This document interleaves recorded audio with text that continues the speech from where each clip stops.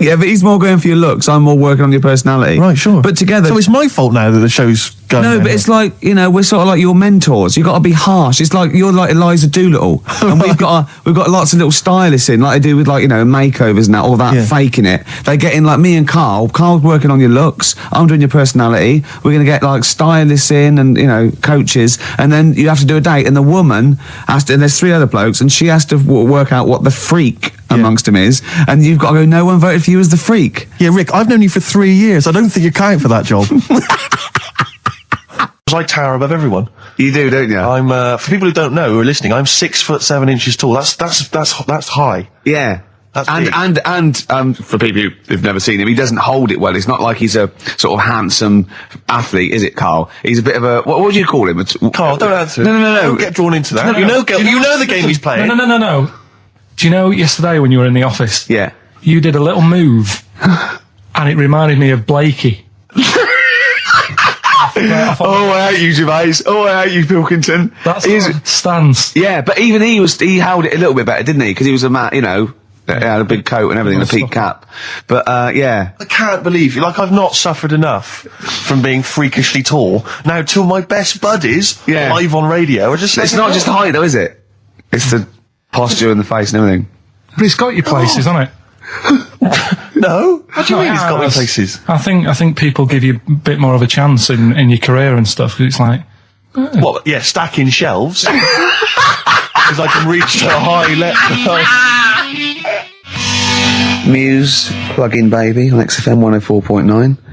Rick, Gervais, go on. Well, yeah, but I know you guys are laughing about the height thing, and for those that have only just tuned in, I am 6'7" tall, which is tall, and that's big. And I pride myself on it in a way. You know, I've worked hard, I've not smoked, I ate well. You know, it's an accomplishment. But obviously, I didn't have much involvement in it. I just am, and it's a curse because mainly the problem is that you can't get stuff, you can't get clothes, you can't get shoes. You know? Yeah, so he's size 14 feet. Yeah, but it is genuine, and I don't know. I mean, it costs a lot to buy a pair of size 14 shoes, and so I don't. I mean, if you were genuinely poor, I don't know how you'd afford to be tall, because the clothing costs more, everything costs more. I've seen this in comics that you'd actually go to school in a barrel, wearing a barrel with just braces. It'd just be a barrel, and you'd have sort of flip flops, and you'd take a mule with you. They all had a mule, didn't they? But people always think that you'll be in a pub or something, and people just think they can talk to you about it. They just think, hey, you lanky, it's just like, because it's like they. But that really annoys you, doesn't it? Well, it annoys me because it's like they think I should be proud of it. Like, well, exactly, but they don't think that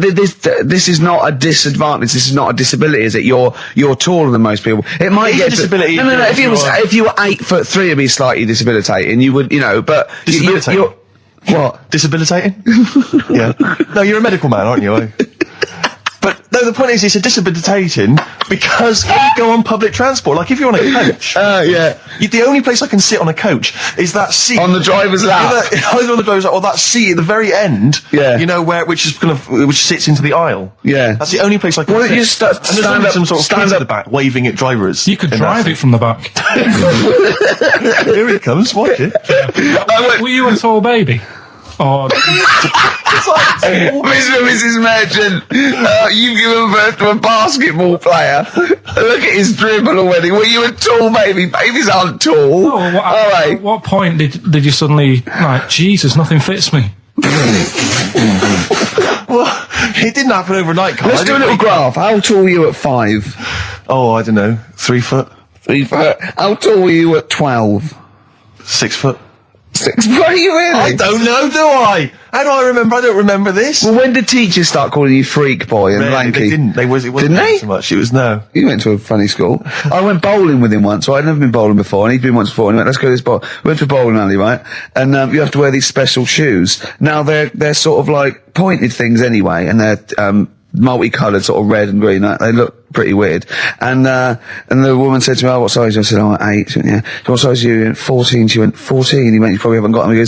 She goes, yeah, I think we have got one pair. And she put them on the table, and it was like Krusty the Clown.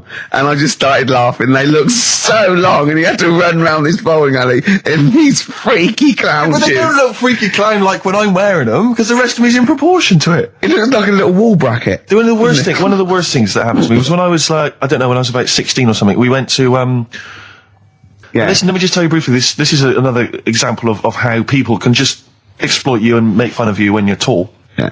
I was quite tall. I've always been like about 6'7" for quite a while now. And when I was about 16, I went to a big New Year's celebration in Bristol, where I come from, and everyone kind of congregates in this big sort of part of town, and there's all people dancing around, like in Trafalgar Square. And I was there, and somehow I just picked up a balloon somewhere along the line, one of those kind of helium sort of balloons, and I was holding that, sort of dancing around. And these two girls came up to me, and I was thinking, yeah, okay, you know, it's New Year's Eve, brilliant, you know, that's my kind of party. Yeah. And they came out, they went, hey. Once a year. And they said, you going to be here for long? And I went, well, maybe. And they said, it's just that we've arranged to meet back at you in about an hour. I went, what do you mean? I went, well, it's just because we can see you wherever you are. Don't worry, you can move around and stuff. We'll see you with the balloon. Just arrange to meet some friends. I love that. A landmark. So, like, pilots use that. Oh, we're just coming in. No, there's, when we see Steve Merchant, we'll be descending to Bristol Temple Mead. What's really funny is New Year's Eve, Trafalgar Square, you got a huge column, but they use Steve as like the meeting point. Steve's got a huge column. Brilliant, Rick. Well done. Award-winning comedy from Ricky Gervais. When I was in America, everyone told me like it would be really easy to get big clothes and big shoes and that because they're all huge and all freaks over there. All right, steady on. And I was wandering around New York, and I was going in a few shops, kind of saying, we've got size 14, US 15 shoes, and they were going, no, we want Is that the difference? Yeah. One. And they literally were laughing at me. There was a couple of shops where they literally laugh and get like someone else in and come and look at the tall, freaky Englishman. Really? And then one guy said, I remember we had someone come in here once, and he said he'd been to a shop which sold kind of stuff for really tall people, and he said, I think I can remember the address, and he sort of looked through the sort of telephone directory, and he made a note of it. And I went on the subway, and I went through all Lilliput. And I went, it took me ages to get there, and really hard to find it. I finally went in there. I've never seen it. It was heaving, right, with freaks. It was amazing. It was like, they were just kind of gargoyles. It was like something from Lord of the Rings. They were just kind of these tall people and kind of gnarled. Did they turn around and start bowing to you? It was incredible. Yeah. And I went in and I just said, hi, I'm looking for a kind of sort of guy went, yeah, sure. And he sort of hobbled off into the darkness and came back with exactly the kind of pair of shoes I wanted. I couldn't believe my luck. It might be a magic shop. But it was like that shop in Mr. Ben. It might have been a dream though, you see. Mind you, I went to Texas once, and I had some ribs, and it was like the Flintstones. It was huge. And not only did it look too much like an animal that I couldn't actually eat it, I don't know who could eat it. I mean, seriously, it was 2 foot long. Yeah. And all the it was like half a rib cage.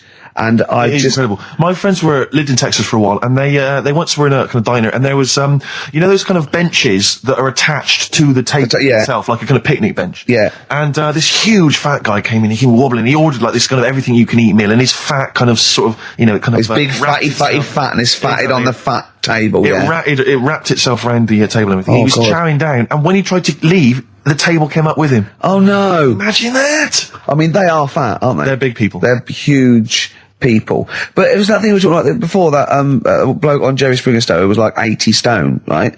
Now, I felt quite sorry for him. He was really sad and he was crying. It is rad, but my point is this, right? When he got to say 50 stones, didn't he go, that's too much. That's not enough. For a land animal. Exactly. Do you know what I mean? Yeah. That's big, isn't it? I mean, I'm getting worried. I'm 13 stone and I'm genuinely getting worried. I'm thinking, oh, yeah, God. when you've got that big, when you've actually got your own mare.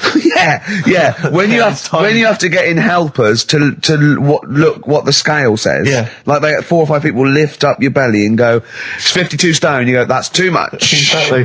I'm going to only have 9 breakfasts When you begin to appear on the Ordnance Survey map. yeah, exactly, yeah. When you've got your own symbol. It's like, we can see 2 things from space now, Fatty and Steve Merchant. We'll be landing All right, at about... well no, I'm just saying, you're not right? fat, are you? You're freakish and big. Yeah, Ricky Gervais. Yeah. Okay, Steve Merchant.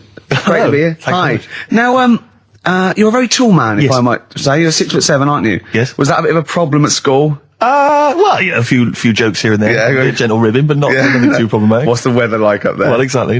Skinny, all that sort of... Oh, you're lanky. Yeah, oh, dear. And, what about the glasses? Well, I wear glasses, but again, that wasn't really a problem, They didn't call you 4 eyes, really. They didn't call you 4 eyes freaky lank thing. They didn't call you freak pot. Freaky the freakish. All right, I'm not sure I'm enjoying this, Rick. Stop, What? I'm not Well, I'm just saying, they didn't do that. That's an interview. I'm not sure that's the best approach. Okay. And then you left school. Yeah. You went to university. There, were you called freaky, freak-eyed, four-eyed git? Freaky, four-eyed git. Are you sure? Never been called it. Were you called freaky, lanky, four-eyed, stupid hair, boggle-eyed freak face? Fish face? Is your chat show coming back? Well, No, but Roger Daltrey might not want it getting round that he gave birth to Specky. Yeah, right, actually. I see what you mean. Spotty. Spotty, so I looked at you. Yeah. Alright, calm down. Well, I do. You've got a nice clear skin. At least I didn't call you spotty, goggle-eyed freak boy. You got a nice skin, not a nice complexion, smooth-faced, goggle-eyed freak boy fish. Thank you. Yeah. Must be nice. Carl, what? Don't you like us arguing? Is it like mum and dad arguing? Do you get all... It's a bit like that. In the caravan. There was nowhere to escape to. As you know, me and Steve aren't worried about being part of a trend or you know, being trendy or jumping on about it. Steve particularly doesn't worry about, like, looking good or, Well, you know... No, I'm saying, as a compliment, he doesn't worry about walking along like that or, you know... Well, I'm looking good. No. But I'm saying you don't mind the insults freak boy or goggle eye or... Swore off a duck's back, mate. Do you know what I mean? Or a new phrase that's been coined because of Steve's face, water off a frog's back. Who's saying that? Just a lot of you, a lot of friends and that. But I mean... My friends? Yeah, a lot of the people. Can you name names or? I can't really. Big promises you can't. I can't really. Anyone up? I think it's the Kaggle. Looks good. It does look good. It's waterproof, Rick, and it's also stylish. I wear nothing underneath, so it's tight to the skin. It gets sticky in damp weather. Is that why you sort of rustle? Sexy. But what's all the? Is there abuse? What's this? No, they just say. Well, I'm gonna again. We were talking earlier about you not caring about being like a geek or a freak or not trendy. No, I'm just saying. I am trendy. I am. And I know, yeah. Anyway, Steve, over to you. I just was wondering, because I've had an exciting week, relatively speaking, Rick, because instead of just spending it all with you, sat in a little room, as is our way, I've been doing some acting this week, as you know. I know. And I don't normally act, but I, basically, there's some people at the BBC who are making a comedy pilot, kind of comedy TV show. And, and I auditioned for it, and the role was to play a sort of freaky looking, sort of lanky geek, and I don't want to say... How did you beat off? I don't want to sound arrogant, Rick, but they gave me the job on the spot. So it was like, obviously I'm, because I'm not a bad actor, I'm not as good as Rick, but I'm, What is it? I play a really tall guy, like a sort of... That's the part though, isn't it? About, you've got a beard. I'm a character who's 6'7" tall, and I'm trying to win the world's tallest man. That's it, yeah. But there's always a man that beats me every year because he's slightly taller. But this year, I think for some reason, because I've been training, I can beat him. That's the conceit. And Sally Phillips, I don't know if you know Sally Phillips, she's a very good comedy writer and actress, and she's written it. So it was good fun, and so we went down there, and it was good and everything. It was, a little trailer and everything. It was like the proper deal. It was really good. And the problem was yesterday, I had to dance. One of the sequences had me dancing. Now, as you know, I think I'm a pretty groovy dancer. I'm a bit of a mover. Yeah. And I have to tell you this, Rick. Do you have anyone's eye out with your elbow? I have come to some serious realizations about my dancing. Really? I was moving around like a Shire horse dancing. What was that illness years ago? Right, there was a couple of lads at our school. Oh yeah, had really big heads, right, and webbed fingers. And webbed fingers. And sorry, wait. Was that? Hold on. Did you find him in a pond? Did they used to be little tadpoles? No, Carl, you're not confusing your past with an old episode of Doctor Who, are you? What were they called? These two? I didn't mix with them. It was just like, of course not. There was nobody thought anything of it at school. No, like, sure. Used to it. Yeah, it's the North. There goes the creature from the Black Lagoon again. yeah. He's late. Brilliant at trigonometry. He's late for double maths. Yeah. But, I didn't think anything of it. What is it called? What is the disease called where two fellas, are they... Not even related. Rubbish. Not related. Were you near a nuclear power station when you were growing up? Yeah. You weren't really? Yeah.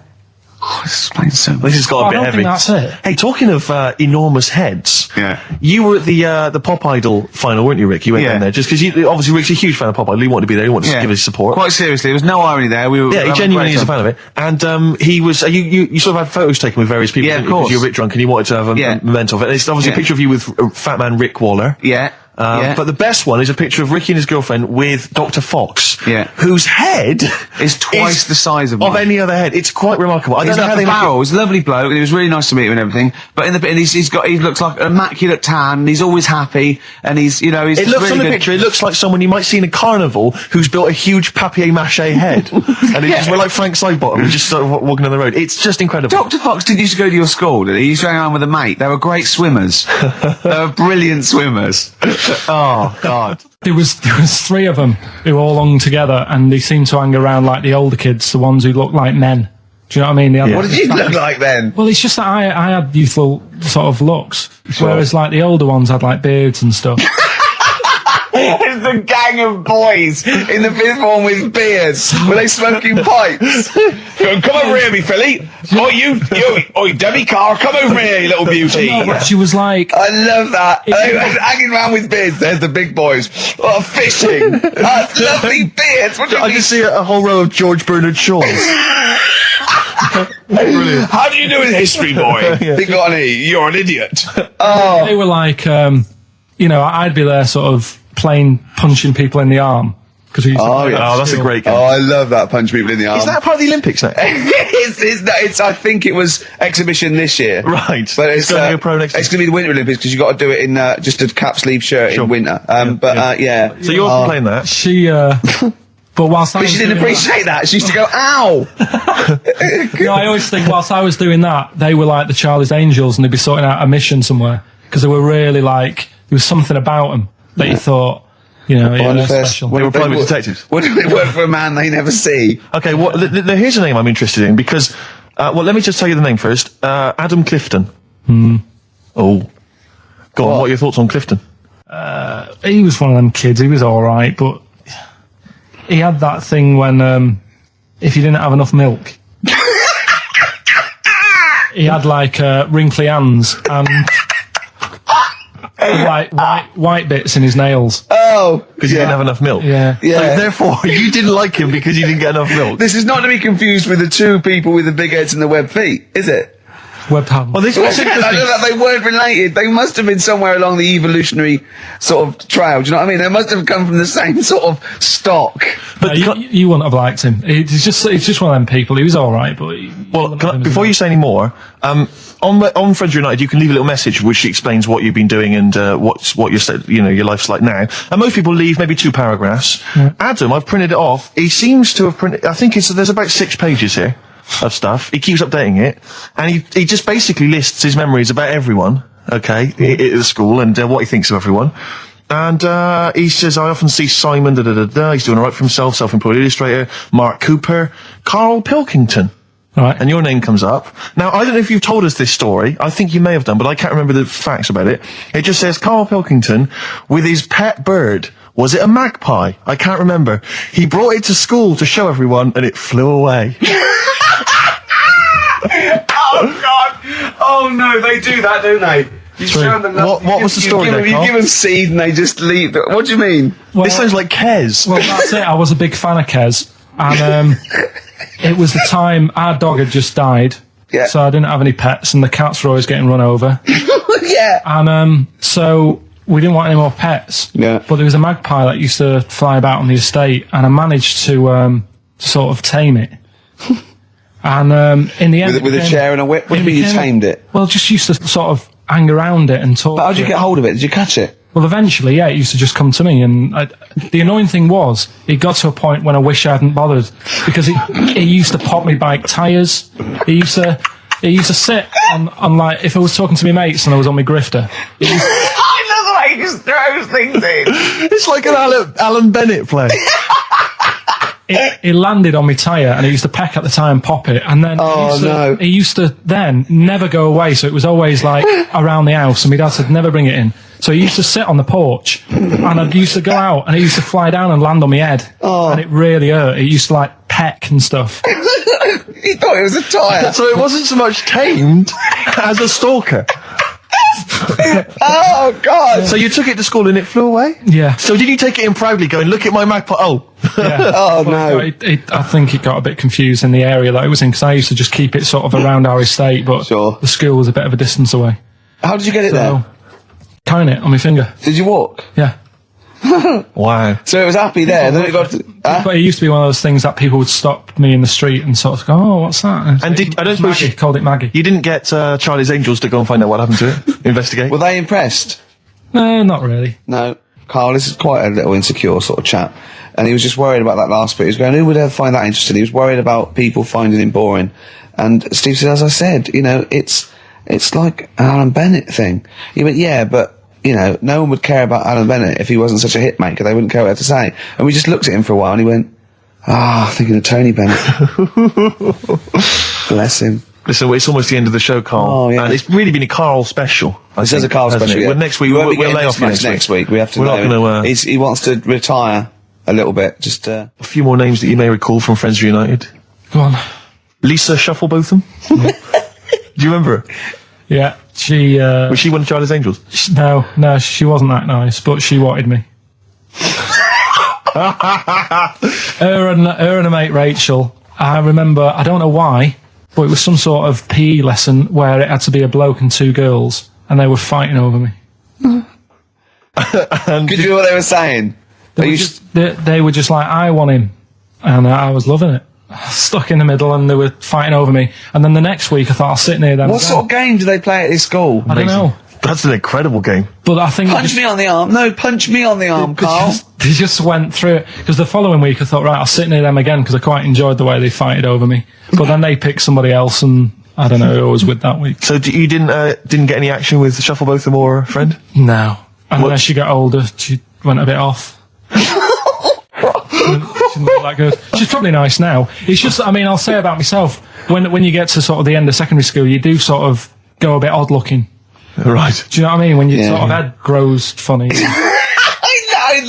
I would just love to go back to his school of that era. I mean, just what happened to people, whether, you know, all people sprouting limbs. No, do you know what I mean? When you're like 12 and that, you quite, no, not 12, when you're 10, when you're 7 to 10, you sort of look healthy. And you look at your pictures when you go, yeah, I was a good-looking lad. But then when you get to late secondary school, something happens, and you just look a bit odd. Okay, well, what about Alison Thorpe? Not sure about her. I sort of know the name, can't put a face to it. Damien Comer? Again, know the name. Yeah. Can't remember anything. No. Yeah. It's a shame. Well, these are pretty much all the names I could find. We've had some interesting thoughts, though, and interesting anecdotes. Yeah. Anyone in particular that you'd like to say hello to that maybe listening now? I think I would have mentioned Darren Buckley if you hadn't brought him up. Oh, right. He was like my buddy. Yeah. Did you ever see the Magpie game when you took it to the school and confused it? No. You're joking. That was the end of it, was it? Yeah. So where did it go? Probably to some other kid. Because, I mean, actually, it probably got killed. Because if it was being that friendly with other people, some people might have took advantage of it. In what way? Well, there was a programme on the other week about... What, in the way that Shufflebotham was trying to take advantage of you? There was a programme on the other week about bear whisperers. Yeah. And some blokes got really friendly with a bear. And then when they were leaving that area where the bear was, they said, oh, we've caused a problem here because there's some bear hunters coming in and moving into this area. And it's going to get a bullet if it acts like this. So they had to scare it away. And that's what I should have done with Maggie. I should have terrified it a little bit so it wouldn't trust humans. Just introduced it to some of your schoolmates, I'm sure, would have freaked it right out. Well, the ones with maybe that was why it fled. It didn't see those two fellas with big heads and webbed hands coming towards it, did it? That would have terrified anything. It's like a scarecrow, like two walking scarecrows. Listen, have we got time for a song for the ladies? What's happening? We've not really thought. Quick, just do it. Thanks very much. Well, hang on, no, we haven't lined anything up, have we? I was going to play Mary Lawson and that for you. And then is this going to be the final track? It would be, yeah. We've blown it. We've blown it on the Carl special. We have indeed. I'll play it next week. So Carl there's got an E at history in GCSE. Any history teachers, anyone who can help Carl out, I think we should try and register him and take it this June. So what's your homework for this week? You've got to read about Che Guevara, haven't you? The revolutionary leader. Yeah. Okay. Do you know anything about him at all? Have you got any basis? I just know that if you want to use his face on your business, it costs a lot of money. Do you know, like, if McDonald's wanted to have him as, like, instead of Ronald McDonald? How does he do it? Steve, how does he do it, man? Oh, we listen, just play a final record, Carl. Say goodbye, and we'll see you next week. All right. See you later. Cheers, mate. Wu-Tang Clan there, Steve. XFM 104.9 with Gervais, with me, Steve Merchant, and Karl Pilkington. Now, I just reminded me of something else Carl's in the week. I know it's forbidden to talk to him, but I'll tell you this. He was very excited about the Friends Reunited. He was a bit nervous at first, wasn't he, last week? But he was really getting into it. And in the pub, he was talking about those people, and he said, I'd never go on a reunion, though. He said, I'd never do that. What, a school reunion? Yeah, and he wouldn't want to see anyone. And I went, well, I said, wouldn't you want to see those two lads with the big heads and the webbed hands? Oh, yeah, these were people you went to school with, weren't they? Yeah. Well, I didn't knock about with them. They were in the class. What were they called? Freaks. Right. Right. Okay. And he said, no, I wouldn't want to see them. He said, because what could you say? Oh, you haven't changed much. Right. And he went, he said, they wouldn't go anyway, would they? I said, why? He went, well, they didn't have any friends. Right. And I said, well, weren't they friends with each other? And he went, no, that would have been too obvious. Like they passed each other and went, no, I know it's tempting, but let's not. Everyone would think that's just what we were going to do. Let's not do it. Yeah.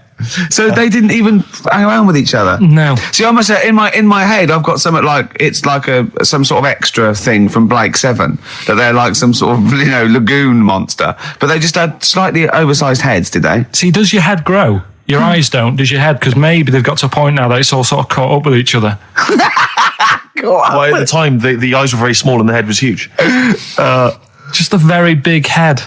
And I mean, the fingers aren't going to change. That's not. They had webbed fingers. It was like the penguin in Batman. Really? Are you sure? No, honestly. Are you sure they weren't wearing mittens? No, seriously. Yeah, they were. It wasn't home economics. They weren't getting something out of the oven, a very hot dish, were they? Every time you saw them. But why were there two, but they weren't related and they weren't friends? I don't know. I suppose it's like asthma and that, innit? Some kids have it. And it just was a coincidence. Yeah, but asthma's quite a common thing. Webbed hands, Carl. Yeah. I don't know. You don't think of it, do you, when you're a kid? You just sort of... when you first see them. Yeah. There goes the frogmen. Do you do that? I imagine you get caught staring at things. Yeah, do you go up to people with problems and go, Mummy, is that a monster? Well, I was telling you one about when I used to go with my dad in the taxi. Oh, yeah. What Tell us this story. Well, your father was a taxi driver? My dad he had loads of jobs, which he did back then, and they don't do that anymore, do they, people? They don't have loads of stuff. Sure. But at one point, he had a black cab, and I used to go with him. He used to get a beer crate and put it in the front of the black cab and sort of sit just next to the meter.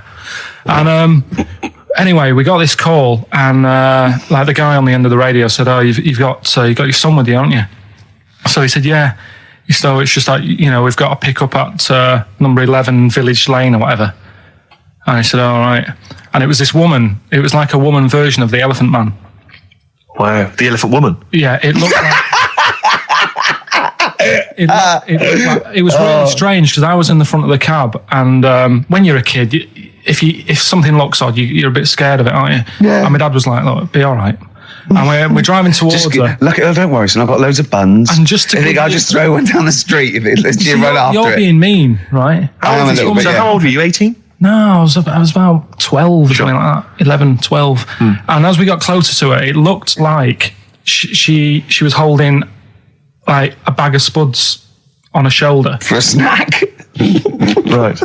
And her head was all a bit mangled and messy and that. And my dad said, whatever you do, don't stare at her face. Yeah. And she got in the back. She turned into stone. Well, she got in the back, and I had like the mirror, the driver's mirror thing, and sort of having a look, trying to work out. And he said, don't stare at her face. I couldn't work out where her face was. It was that weird. Oh, God. So I'm not sure you're from Manchester. I think you're from like Narnia or something. Yeah, you got frog boys walking around. The Lord of the Rings. That got like the claws of a lobster and the head of a toad. Yeah. And you got women getting in with spuds for heads. I mean, what is not Manchester. Is this? This is not the place you grew up. This is mad. Oh, you can't believe it in London, can you? You come down and go, look, symmetry. It must be amazing. It must be a thing to do with upbringing now, mustn't it? And because, again, do you know, I've said to you before, years ago, when I was a kid and didn't have any worries, good-looking lad, you go through it a bit, have a few more worries, and you look knackered. Now, back there's a lot more worries and stuff, so you get a lot more freaks.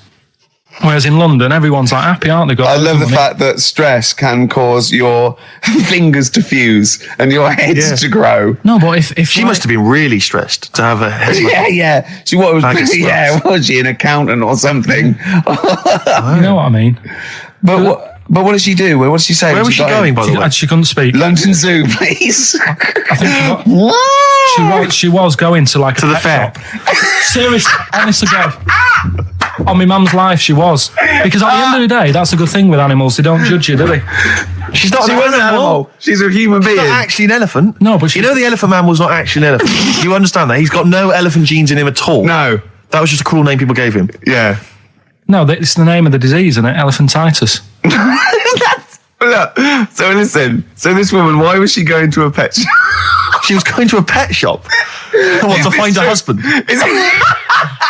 Is this true? No, it is true, yeah. Oh, God. I'm not taking the mickey because it must be really bad for you. Of course it is. Carl, I'm going on to you today about cutting myself shaving. Yeah. I was going on about that to think that she's probably not alive now, but to think.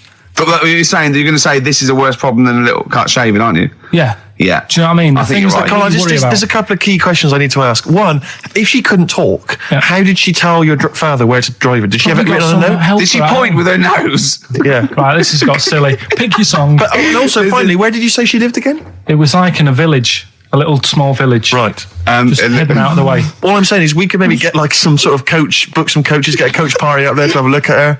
Take some photos. And now you can make some lemonade. The offspring of a woman and some spuds. Yeah. Please enter at your peril. Should it give me a shiny shilling? Carl, any more? I'll tell that story that you were telling me about your dad when he was driving. Well, it's just that you were talking about. Well, I mentioned Forrest Gump. Yeah. And the Forrest Gump types. When my dad was when he was a taxi driver. Yeah.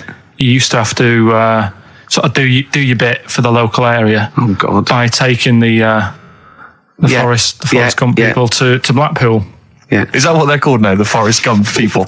Is that what the organisations that support them ask for them to be referred to? A minibus with life is a box of chocolates.com. Well, Forrest Gump types. It must be. So you work with these people. The people with learning difficulties. And they used to get 5. Coming home must have been a busman's holiday. So he got 5 of them in the cab. Yeah. And they had to go to Blackpool, and 4 of them were really good, behaving themselves, didn't mess about, weren't fighting and stuff. But there was one who was just causing loads of trouble, and they couldn't control him. Oh, and what you've got to be able to do with people like that, you don't want them to get stressed out because it's not good for them. It stresses them out, and you could end up with a bit. Thanks, Dr. Carl. You could end up with a bit of a riot on your hands. So he thought, I'll nip this one in the bud right now, and he pulled up just on the outskirts of Blackpool. And he took the one out that was causing problems and put it in a wheelie bin. Oh, no. Oh, I'm sorry. I apologise. He did what? Oh, he did it for the good of the others. He put it in a wheelie bin. He was having a good time. He thought it was one of the rides. Can you stop saying it? Him. Yeah. He was having a good time, and once he calmed down, my dad went back and picked him up, and he was fine. He had a good time. He left him in there the whole time the others were in Blackpool? No, he left him there, not the whole day, probably about an hour and a half. In a wheelie bin? In a wheelie bin. Why couldn't he get out? Because, his arms were trapped on the thing. One of those... He tied him up? No, do you know, because he was a big fella, and he managed to get him in so his arms were down the side like that, so he was a bit trapped. Wasn't he screaming and crying and stuff? He was making a bit of noise, but do you know what I mean? What you feel served him right?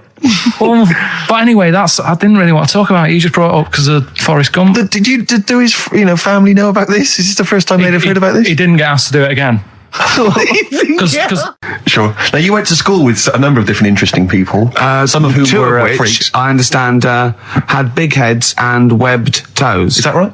And yet they were not related to each other, and they weren't friends with each other. Why weren't they friends with each other? Because that'd be obvious. Did they wear shoes, or did they walk around in their webbed? Were they good at swimming? I don't know. I don't think they ever went swimming. Did they ever talk? Did they ever look over at each other and think, "Yeah, we should hang out more"? I told you something in the week as well. There was another lad at school had a pigeon chest. He had a what? Can we come back to this? He had a pigeon chest. I think we should play a record, Carl, because I think we've hooked them now. Yeah. I think there's no one switching off now, Rick. No, play a record. We were talking about something before. The freaks used to go. You had people with big heads, 2 web feet, didn't hang around each other. That would be too obvious. You had a fella with a pigeon chest. Yeah, what's the story with the pigeon chest? Don't know how it happened. It was it looked like somebody sort of hit him on the back with a big hammer, and it had come out at the front. Yeah, and I've never seen it since. Could that have been the answer? What? Why he had it? Why had it? Possibly, I suppose, in your neck of the woods. Yeah, don't know. Never asked him. It's just come back to haunt you, has it? The pigeon chest? No, it's just that when you mentioned about kids at school, I forgot all about him. He's talking about the kids with the web feet and the big heads. Yeah, and I forgot about the little old the pigeon chest boy. Yeah, pigeon. Yeah. I've had an email from Andrew Forrest, who has just simply entitled it Karl Pilkington. Oh, Karl Pilkington. What do you think of that? That's got to be your new name from now on. Oh. I had a mate who used to use it. What, he used to call you that? Yeah. Was that your nickname at school, Pilkington? No, it's not my nickname. It is now. No, it's not. It is now. Pilkington. Pilkington. Oi, Pilkington. Oi, Pilkington. Pilkington, do my homework. Where do you live? Where do you come from? Pilkington? No, there's this lad who called Mark, right, who used to go to school with, who used to call me that. And his mum, right, was like obsessed with cleaning. And I was never allowed in their flat. He makes the place look untidy. So she used to, I don't know if it was just me or all his mates, but I used to turn up and she goes, yeah, he is in, but you know what you've got to do? And I used to have to go round the side of his flat, and he had a computer, right, which I used to play. I didn't have one at that point, but he had one. And I used to have to go round the side of the flat and stand at his bedroom window with his window open, and I'd be sort of leaning in playing the game. You are joking. I'm not, his mum. You had the weirdest upbringing I've ever heard. The things you were willing to do. It's the strangest. What is this town like? No, I stopped going once. Was there it always home. music? Right? There's the horse in the house there. Oh, look at these two kids with big heads and webbed feet. All right, Ronnie. All right, Reggie. What was it like? She was obsessed. It's like you've grown up in a cartoon made for children. Yeah. No, his mum was really obsessed with cleaning. Can I play through his window? I used to. Mrs. Ramsbottom, can I play through Mark's window? Aye, you know what you have to do. She used to be up till about 3 in the morning. Pilkington again. Have you washed your hands? What, up till 3 in the morning? She Washing? used to be up doing the tiles in the kitchen. Washing until 3 in the morning? It's at 3 in the morning. And for ages and ages, that saying that out on the tiles, I used to think that came from, like, his mum. Because she was out, like, cleaning them late. So, till I was about 13, I thought that saying, out late on the tiles, Yeah. was... And now you're not confused by anything. Well... There's no misunderstandings in your life now, is there? So he was allowed to walk in and out of the house, was he? No, he was alright, and he used to come round to ours a lot, and my mum used to get these pies from Hagenbach's, right? So... I don't know what that is. It's at that bakery where they used to chuck the cakes out the back, I'll tell you about. Yeah. Oh, and you ate six. He loved it, but I could never go round to theirs, or if I did, it was like, well, yeah, he is in, and I'd go, alright, and then I'd walk round the side of the flat. Stand outside. Why did you ever knock at the door? Why don't you just go around and knock on the window? Just to check he's in, because he wasn't always in his room. If he was in the lounge, he'd have to go to his bedroom, and then that's to meet you. This is the strangest. And you'd play a computer game through the window. You say it was a flat. It wasn't like a 5th story one, and you had to get in one of those kind of cleaning contraptions and like winch your way up. I love the idea of that. So, oh, Pilkington. Go on. Women wearing trousers and that, right? On the estate that I grew up in, on, right? There was a woman about 4 houses down, right? Rough.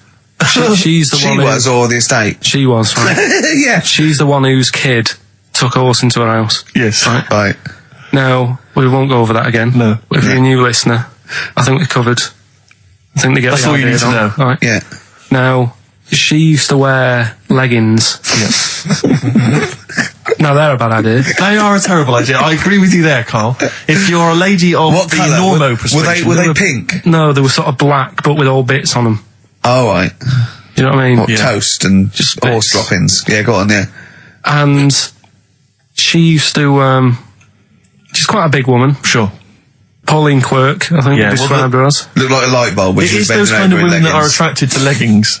Yeah, I know, yeah. They are drawn to them like a moth. Yeah. She used to wear them, and that's what I remember when I read this piece. She used to work on one of those sex line things. Right. She used to do that. But what, was she an engineer? The weird thing with her was, she had big eyelids. Right. Go on. That were too big, and this is what I was thinking. What do you mean she had big eyelids? How big do eyelids have to be for you to go, they're big eyelids? What was she shoplifting with them? Would she come out of Dixon's with, like, radio stored in them? What do you mean she had big eyelids? It was another one of them popular things around our way. Do you know, like... What do you mean popular things? They didn't people go, oh, I'll tell you what, they're all the rage. Can I get some big eyelids, please? No. It was just like one of them things that people suffered with. Just big eyelids. They could hardly open their eyes. What do you mean? What do you mean? That's one of them popular things around where I grew up. People had big eyelids. They could hardly open their eyes. What does that mean? What sort of freak town were you born in? You had webbed feet people with big heads. You got women with big eyelids. What does big eyelids mean? Are you confusing her with the horse? Yeah. Did she have hooves? Look, what? Just too much skin. It was like the neck of a chicken. But on the eyes. What's your point? Anyway, so there's this big eyelided woman with the legs. And that's what I'm saying to you, though. That's when I read that story with people with trousers. Yeah. I went from that to a woman who used to have big eyelids. I still know the point. But then, and also the other bloke who had the eyelid problem was a mate of mine. Right. His dad had it, and same problem, massive eyelids. I don't know what that means. I don't know what that means. I used to say to my mum, I'm going round to Dave's house. Yeah. And or to say, well, that's all right, but make sure his dad doesn't take you out in the car, because he could hardly see. He had to have his head. He gets to tilt his head back to keep his eyes open. Make sure! Did he have a couple of matches with him at all times? What a load of gobbledygook. This began as educating Ricky. I know, So it's what, like he was people thinking, with eyelids. But it's like you're supposed to make that leap as well. Yeah. If I mentioned the trousers, Ricky will probably be thinking about people with big eyelids and women wearing leggings. Play a record, Carl. Got nonsense. Adverts.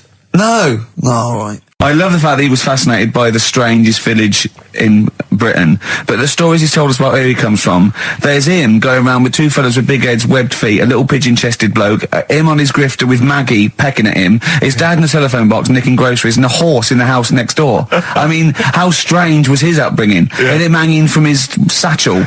Unbelievable. There's another woman who I remembered. Actually, I'll tell you later. Go on, what? I'll tell you later about another woman who I remembered. What's give us a teaser. It's just a woman who rode around on a three-wheeled bike with her husband in a basket. Right, I'll tell you that. Right, and the final You don't get clip. teasers like that on the other radio That's a hell of a funeral service. Right, listen. Right, tell us about this woman. Well, it was just because you were saying about the, our living. We are broadcasting now, aren't we? This is actually going out. This is live. This isn't us sort of like... Yeah, but you were just talking about how I lived in an odd village. Yeah. With kids with big heads and all that, right? And what I wanted to do... What is that again? There's two kids with big heads. Yeah, they just had sort of big heads and webbed hands and that. They went to my school. And when I spoke to my dad the other day, because I'm going to see my mum and dad tomorrow. Oh, yeah. So I said, have we got any school photographs with the big-headed kids in? And he said, no, nobody bought those sort of school photos because they were in it, so it was always a bit ruined. So I said, well...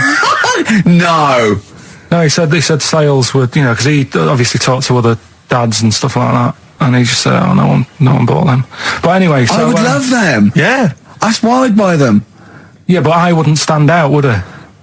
If it's on the mantelpiece. Yeah, well.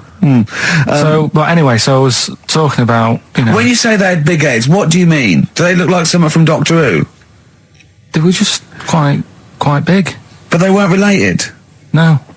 So why did two blokes with big heads and webbed feet? I lived in a weird area. There was a chemical plant close by. I can't believe you've never told us that before. That explains a lot. Not just the freaks in your neighbourhood, but... No, there was loads of weird stuff going on. There was this, like I said, there was this woman who used to live in one of the council flats, right? And she had a three-wheeled sort of big, what do you call it? Three-wheeled son. He was the weirdest bloke we ever knew. What do you call it? Like a big tricycle, but for an adult rather than one for a kid. It was a big one. It wasn't a motorbike though. It was no. It was a push bike thing. Right, yeah. And she used to sort of ride down the road with a fella sat in the basket on the back, with his legs dangling over, and they'd be going to the pub and what have you. Was it a different fella each time, or the same one? No, same little sort of bald-headed fella. So it wasn't collection for organs and things. Bring out your ill, and then people just throw Grandad just in the back and go, right, we're getting £4 for Grandad. But she's got a lovely pair of testicles on him. They're very low, but they bring out your dead or nearly dead. She used to pick on her husband quite a lot. They'd be in the pub and what have you, and they'd be sat by themselves, but she'd always be sort of, having a go at him, moaning at him, sort of pushing him about and that. So my dad and his mate, right, they went round to their house, knocked on the door, she answered, and he said he was a copper, right? He said, Detective Pilkington, can I come in and have a word? So I'm just going to make a note of impersonating a police officer. Yeah, but for the good, he went in and sort of, now I've heard, I've heard, you picking on your husband a lot. Yeah. We'll be keeping an eye on you. Do it again, and there'll be trouble. And she backed off after that. She was all right. And how was the husband? Was he still in the basket though? Was he allowed to ever sort of like ride up front with her? Or was he just always in the basket? She'd sort of stop picking on him in public places and stuff. That's good. You can't get done, can you, just for doing that? I think impersonating a police officer. Well, you probably did. There was no gain. I think you can't impersonate a police officer full stop, but I think they'd probably be lenient on him that he was, But let's face it, he's not going to be caught because why would anyone know about it? It's not like his son's going to say it on a radio station, is it? And stitch him right up. Is this something you did generally? Kind of a little bit of light vigilante work? Just whatever, him and his mate, just, if they saw something going on, they go, what can we do? Sure. What little scam can we do, or whatever. That's fantastic. That is brilliant. 104.9 XFM. You alright? This is Karl, producer of Ricky Gervais and Steve Merchant. They're not about today. Ricky's on holiday. Steve couldn't be bothered. So I'm left here with all the DATs. That's a digital audio tape of all the shows they've done since they've been here over the last, year and a half or something. So we'll play you some of the best bits. All right, so here's the first bit. Here's a problem that someone's emailed in. We're taking emails today. If you've got a problem, concern, or just a general query that you think Karl could answer for you, it could be about anything. It could be about some of the big kind of philosophical questions. Yeah. It could be something to do with war or famine, anything like that, or it could just be a personal dilemma. Something that's happening locally. Anyway, this seems one that I think you and your father have probably come across this sort of dilemma in the past. Yeah. And I'd be interested to know what your take is on it. Let me see. This is from Lee Matthews by the look of it. He says, he lives in a suburban area where the local teenagers also live on the same road, and they're running riot. They're smashing wing mirrors off the cars. They're crashing into parked cars on their skateboards. And they're just generally making mayhem, night and day. What can he do to stop this going on? The parents of the kids don't seem to give a damn. Anyone who complains to them, they just say, oh, piss off. The police are useless because they never catch them in the actual act of violence, which is what they got to do to apparently convict them. So they don't know who to turn to, really. It's rather like when a little old lady went and got the A-team, and he was dressed as an elderly Chinaman. Exactly. She knew who he was. Colonel Decker didn't have a clue. Yeah. You see, it's weird because now it has got out of hand. Sure. Do you know what I mean? Like years ago when I was growing up on the estate, you had problems, but not like you have now. Do you know what I mean? Summers were nice as well, weren't they? Well, right. And police are getting shorter and younger. But you yourself kind of admitted in the past that you were something of a tearaway. You didn't do anything like these kids here. The thing is, I was scared that if I got caught doing it, my dad would go mad. Yes. And I remember smashing a car window by accident and legging it in the lounge and sort of pretending to go asleep on the settee. Right? Genius. And I heard a knock at the door. He chloroformed himself just to be unconscious when his dad came home. And there was a knock on the door, and I thought, oh God, this is a fella he saw me. I was chucking a stone in the air, seeing how I could throw it. Did it keep landing on your head? That would explain a lot. And it came down. Chucking a stone in the air, love it. To see how far I could throw it. Brilliant. So, I wasn't bothering anyone. Did you invent that game? Right, Did you get the stone for your birthday? Go and play with your stone. He gave one to Suzanne. Karl, go and play with your stone. No, the thing is, right, and it came down at a funny angle, and of course it did. It ate the back of this car, and the back window is the most expensive because it has that heating thing in it. Yeah. In case you got a frosty window. Yeah. So I thought, oh God. So I legged it in, got on the settee, went to sleep, knocked at the door. Genius. It's a brilliant plan. It's a brilliant plan. I couldn't be guilty. I'm asleep. So I love the idea. So the thing is, our lounge used to sort of, you could see in from the door, right? So this family who saw me do it, saw me asleep on the settee, and my mum said, go and get the door. And I sort of went, what? As if I'd been asleep. Yeah. I went to the door, like, rubbing my eyes. And the fella said, what did you run off for? I saw you. I was like, oh no. And I didn't see my dad. I went out. It was when he was working sort of evenings. So I went out so I didn't have to see my dad. And then the next day I came home from school and my dad said, 45 quid.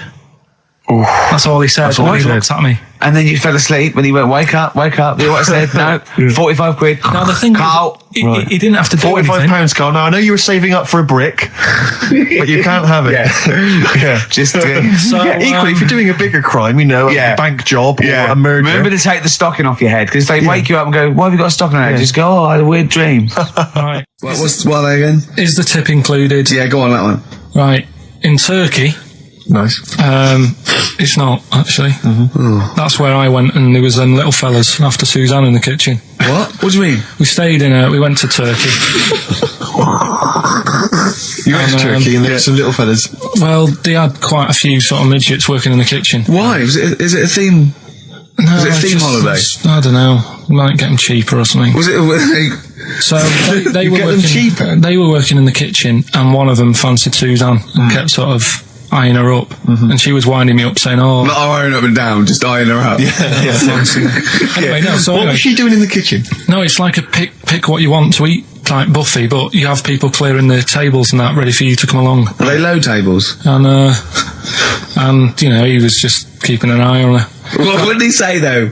Was he Turkish, so I don't know what he was saying. But he was a little fella, yeah. Did he? What do you mean a little fella? What do you mean little fella? Sort of dwarf-like. What do you mean dwarf-like? He had magic powers, or he was 4 foot? No, what do you mean, Carl? A little bloke, just like a normal bloke, but small. If you stood him in the desert, you wouldn't know. But he'd be hot and thirsty. Right, Carl. You should watch out for the monkeys.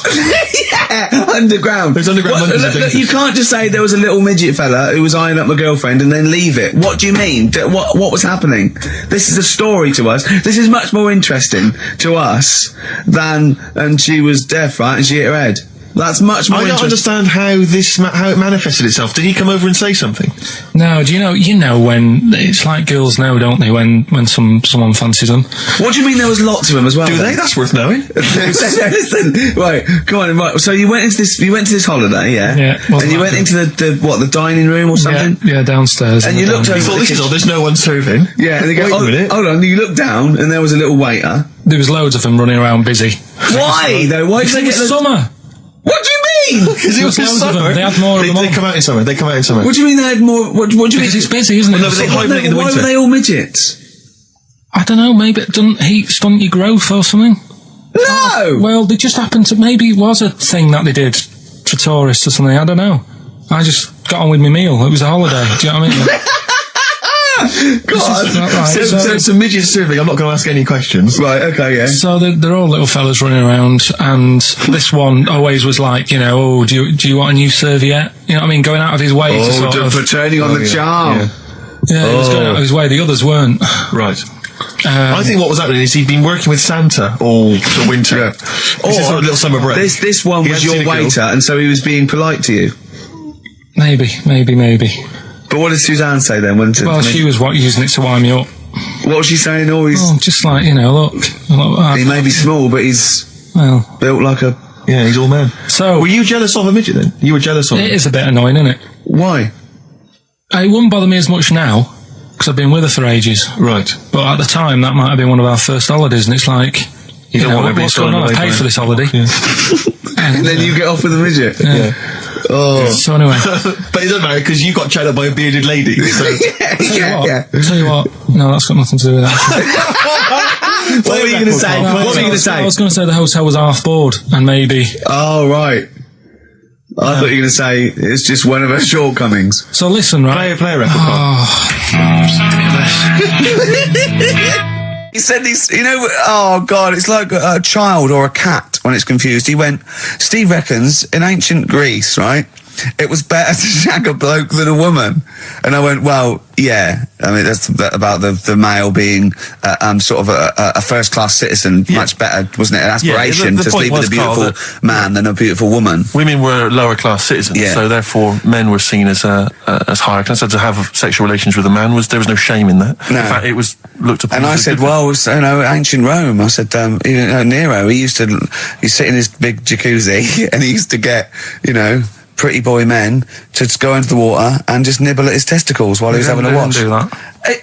He did. No. Yeah. And he's not a gay fella. No, well, no. I mean, you know, I don't know about Nero, but I mean, it wasn't a case of a big delineation between what was heterosexual and what was gay. It was just, you know, whatever you... So what did this fella do then? This one who's having his... Well, he was pretty much top boy, Nero, for a while. He was in charge. And, you know, and you did what you're told. If Caesar or... But why were people going round there? Why didn't they go, oh... No, they weren't dropping in. It wasn't like the door was opening. I was going to see what Nero's doing.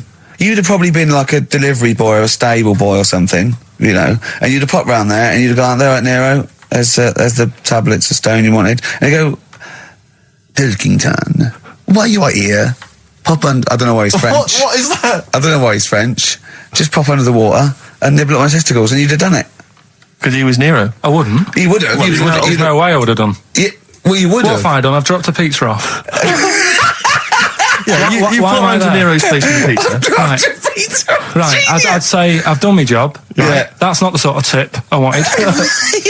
No, he'd have said, get the little baldy chap to nibble at my testicles, and you'd have been in the water. I wouldn't have done it. No, Well, you can't put me head under water. Right. I wouldn't have done it. Can I just say this, Steve? Not only would you be nibbling at his testicles, you'd have been going mad. You'd have been noshing him just for extra. You'd have been doing everything he wanted. You'd have been going, he'd have gone, I didn't ask you to do that. You'd have been going mental. They'd have been chewing, slurping, smacking, poking. You'd have chopped, you'd have gnawed his packet off. You'd think you were eating Walker's crisps. There'd be bubbles, there'd be flood. Oh, it would be horrible. Alright, this is Karl, the producer of Ricky Gervais and Stephen Merchant on XFM 104.9. We're playing out some of the best bits. Hope you're enjoying it. Here's another one. Last week when I did Do We Need 'Em, do you know when I called up one of the museums in a science museum? Yeah, you talking to me? Yeah, I'm just saying, I wanted to tell you before when the song was on, but you're so busy listening to it. Yeah, was I so busy listening to a song I was playing? Yeah, but we're doing a radio show, aren't we? All right, what's your point? Well, I just wanted to say, she emailed in to say I got her name wrong, so I'm just apologising for that. What did you call her? I think I called her Jessica. What was her name? I don't know, I've got it on email somewhere. This is not an apology. No, I'm you just got saying. it wrong again! You not even said her real name. How is that an apology? Well, I remember I read the email, so yeah. Who are you apologising to? I think her name's Jackie, I think. Oh, you've got it wrong again, haven't you? Well, anyway, and she just said if you want to see dinosaurs and that, go to the museum. You were complaining about that as well, weren't you? You went to a museum and there was too many dinosaurs. He said you just need 4. No, well, Steve, have you been to the one in Knightsbridge? I think this so. one that I called up, right? It's nice. You go in, you get a good collection of stuff. You walk in, there's 3 or 4 dinosaurs. You've had enough, right? I went into New York, right? I went to the museum there, hundreds of them. You can't move for dinosaurs. Yeah. It's almost like they're responsible for them being extinct. There's loads of them. So all I'm saying is, if you want to see a dinosaur, go to the one near Knightsbridge. They've got a nice selection, some old vases and stuff. It's worth going. So. Some people emailed in the songs with stories in it. One of them was Babushka, and he went, what's that? And I went, that's Katie Bush. I went, what is it? I said, it's about a woman who dresses up as another woman and seduces her husband. He went, they wouldn't work. Just dismissed it like that. Why do you think it would work? Because you'd know. I mean, say like right, Suzanne, right, who I go out with, right? She can see me from, say, if I'm coming down the high street, she knows it's me by the way I walk. Right. So, just the fact that this woman went and put a wig on, there is no... You haven't even heard the song! I know, but you're saying that she put a disguise on, and he's like, oh, I fancy her, and he texts her out, and he doesn't know it's his missus. You're not buying it. I mean, I'm controlling this. Whereas the flea with your brain going to Glasgow, perfect sense. Yeah, Babushka, rubbish. Carl, can we have the tomato story after the next tune? Yeah. Bit of Coldplay. Yeah, love it. Yeah. I was watching. Did you watch The Mammals in the week? No, David Attenborough. No. I was thinking actually, right, all this MTV stuff. If there's one reason why I'd like to do it, is I was watching Attenborough, the Mammals programme. I reckon I could do something like that. Right. And just have like me instead of Attenborough, like a young sort of fresh person. Yeah. watching like certain animals and saying, "Do we need these?" Do you know what I mean? Yeah. Oh God! What's it called? Death on Earth. Well, That's amazing. Do we need these? No, 'cause there's loads of and the stuff. audience at home would vote. Would there be some kind of Yeah, telephone like a vote? vote out system. Oh, the that- thing is like, it's something interesting that I remember I was saying the other night on Do we need these? on Jonathan Ross's show, on his telly show, right? He was saying, he said you could take all the humans off the earth and it would carry on, but take like some animals off it, mammals and that, you got problems on your hands. I thought that was quite interesting. Yeah. So it's like the question is, do we need these? Is that part of the big thing? Right. Like jellyfish. Yeah. We've talked about jellyfish. Yeah. Yeah. So which mammals in particular were You talked about watching that that you Zoe Ball thought- show, haven't you? Hey?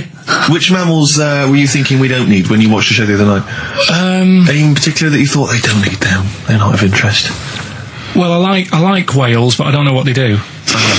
And they're taking up quite a lot of room. Sure. But stuff like, Yeah. but like jellyfish, I looked into because Yeah, you know, well, I was I know you talking got about them, and they were saying they've got no eyes, no heart. There's something like 97% water. Yeah.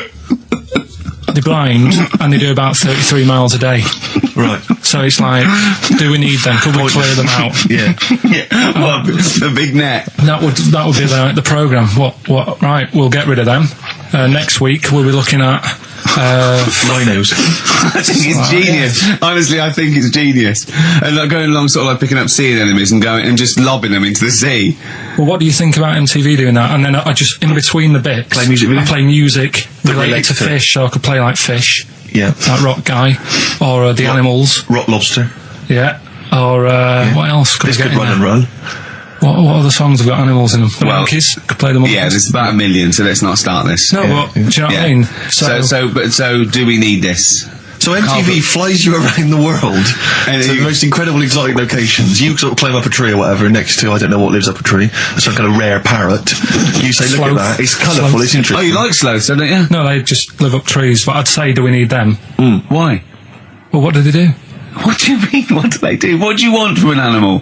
Carpentry. What Well, do you want? I don't like scorpions, right? Right. But then I found out they look after those monkey things. They're not monkeys, they're Whatever. lizards. Well, all right, yeah, then lizards. They look after the lizards. So there's a reason. But do you need the lizard? Could be your Well, next yeah, question. because the local people made shoes out of them. But not when the scorpion protected them, they didn't. All right, we don't need them then. So ultimately, would anyone decide? I mean, do the animals kind of get a chance to mount a case for their survival? I mean, is there maybe someone that comes into their corner and sort of defends them? I'd have like a David Attenborough type character who says, Right. well, they do this, and I'll go, yeah, but do we need that doing? Yeah. Okay. So what does an animal need to do in order for you to feel that it sort of gets a chance of life? I mean, like a pet, like an animal, like a dog maybe, or a cat. I mean, they give a certain affection to its owner. Is that a valid reason to survive? Not particularly for you. Not really. No, okay. I've been saying that though. Blind people use dogs, so they are useful. So dogs are useful. Same Farmers burners, use they often dogs. save people, don't they, in snowy weather? Cats. I'd have to think about it. Okay. Keep the mice down. Yeah, but you got rent a kill. So Okay. what I'm saying is something that will affect the world. Right. I think you'll find everything does. Except Carl. I'm not sure what effect he's having on the world. I'll tell you what though, Steve, right? Did you watch the mammals? I didn't see the mammals. They had bison on it. Right. The weirdest looking things you've ever seen. Yeah. They've really Again, you're on dangerous ground here, Carl. but they've really got it's like, decide what you want to look like. It's just a mismatch of stuff. It's got a really big hairy head. Yeah. And like you. Sort of bald at the back. Right. Sort of It sounds like thinner. someone you went to school with. Was there two of them? Oh, brilliant. That's nearly it, Carl. Right, what's your last room 101? Oh God! It was holidays. Holidays. You want to put holidays in room 101? People who are sort of annoying on holiday. Oh, yeah. Do you know when you go away? Oh, yeah. It's sort of touched on this before. Is this going to be the Scouse guy? Yeah. Go on. Oh, it's so long now. I mean, it was holiday when we went to Tunisia. And the scouser pissed you off. Surprise, surprise. Yeah. Yeah. But the annoying thing was, when you go on, it was a cheap holiday, and like the lesson here is, if you want a good holiday, you gotta like spend some money. Yeah. And we didn't on this one. We spent about, I don't know, 400 quid for 2 of us for like a month or something ridiculous. And we got there, and you get to the hotel and you go, we have made a mistake. It's a ropey hotel. You can tell like the blinds and stuff as you walk in, they're all dirty and stuff. And you think, well, let's make the most of it. Let's not get down about it. It's a holiday. It's for a rest. And you try and make the most of it. And we had to meet. Like you have one of those things where you get to your destination and the rep says, right, go and unpack your bags and that. Go and sort yourself out in the room. And tomorrow morning we'll meet up at 10 o'clock and I'll go through, the best sort of place to go for camel rides and, the best deals I can get you. That sort of thing. Can anyone here walk like an Egyptian? So she says, right, tomorrow morning meet 10 o'clock in the discotheque. So we get up and we have breakfast, and it wasn't a good breakfast. The kitchen was like bit horrible. The food wasn't good, and it was run by sort of midgets. What do you mean it was run? Not there's anything wrong with that. There was little fellas running around, and the annoying thing was one of them sort of started to fancy my girlfriend. How did he manifest his affection? No, you're not saying there's anything wrong with midgets, though, are you? Just saying it was strange. There was but even midgets shouldn't be cutting in on Karl Pilkington's territory. I know. But it's also that thing of, they've got little fingers, and it's sort of ruined. I'm so sorry. No, I'm not. It is a bit of a phobia of mine. Okay. Do you know what I mean? They are nice people and that. Sure. Oh, God. But the annoying thing is... So what was he doing then? How did he... I don't understand how he was chatting up your girlfriend. Was he crawling under the table so you couldn't see? He just kept... Whispering to her from underneath there. Stop it. Just Wait, I don't want to get a complaint on our last show. There's not many midgets. What's going to happen? Can we just finish this and start up again in a couple of months? Oh, yeah. So if you want to know more about the midget theme restaurant, then we'll talk you in 3 months. Yeah. It's just... that's fair enough, actually. Oh, yeah, no, right, sorry about this. Listen, we'll see you in about a really... it's been a pleasure, truly, and thank you for everyone that wrote letters. Have you really? I've got you both a present, right? Oh. I got Ricky, do you know, like we've done fables and stuff? Right? Yeah. This is like Mr. Ben. Oh. This is brilliant. Yeah. Right, and it's like little fables that Mr. Ben goes on. Oh, fantastic. So I want you to learn something from that for when you come back. Okay, brilliant. That's lovely, I'll tell you Karl. one of the stories I read this morning. It's brilliant. In fact, when you've done with it, give it me. Yeah. Because I haven't finished reading that. Okay. Thank you, Karl. And for Steve, a little... chat-up lines. A little book of chat-up lines. That's fantastic. That's great, Well, we'll see you in 3 months. But carry on emailing Karl. Cherish Karl Pilkington. He sits in a little room by himself, so keep him in touch. And we'll see you in August. We're going to leave you with something that we all love. This is There Is a Light That Never Goes Out by the Smiths. Very apt, I think. Goodbye. See you later. You've been voting in all week, sending your emails. So here's the clips that you wanted. Right, Badly Drawn Boy, Born Again. Right, just get this Educating Ricky out of the way. So, Turkey, yeah. So what is this again? It's Educating Ricky is a tip included. Right. Apparently a fellow was on holiday in Turkey. Just on a normal holiday, weather's good, he's having a good time. Weight is all normal height. Yeah. He's having his meal. He hears a load of screaming going on in the kitchen. No. Has his girlfriend wandered in there? And they do... with a stepladder. the circumcised people in the kitchen, and apparently... What are you talking about? Whoa. Slow down. We were talking about there for a minute. What are you talking about? I'm excited about 2 things at once here. 1, they circumcised people in the kitchen. 2, I guessed it was someone losing the end of their knob. He did, yeah. I started thinking like Karl Pilkington. Extraordinary. That is amazing. Apparently it was going on. It wasn't just a one-off either. Well, when I say a one-off, I mean they did it more than once. Yeah. Right? And there was... it was there for a week, and apparently the first night it was quiet, and then the rest of the week, every day, it'd be like having his breakfast, or even his lunch, or even his tea. Yeah. He'd be doing it all day. Oh. You'd be hearing lunch and breakfast, fair enough, really. Yeah, circumcision at tea time. Don't do that. And apparently it's a tradition over there. You can't even make a complaint about it. It's like, well, you should have found out before you come over. See, I can't believe this is true. Sorry, I'm a little bit lost. He's in a restaurant, in a hotel, and there are people having circumcisions in the kitchen. Yeah. Is that right? I'm even worried that we're bordering on the racist here, suggesting that is tradition, that Turkish people cut the end of their cocks off in the kitchen. Yeah. At meal times. I think you're wrong, Carl. This sounds ludicrous, Carl. No, I don't think it happens everywhere. Right. I think this just this hotel. certain places. Certain hotels. Certain hotels. What, is it like 2-star? Yeah. Why did he go to the Foreskin Inn? It was his own fault, wasn't it? So that's Sorry, that's it, is it? Have they closed? Wait. That's the story. You educated me, right? Once a fella saw some Turkish people cutting the tip of their knob off in the kitchen. Thanks very much. Thanks very much, Carl. Got any more? Well, there's things you can learn from it. Either don't go to Turkey. No! Don't have calamari when you're over there.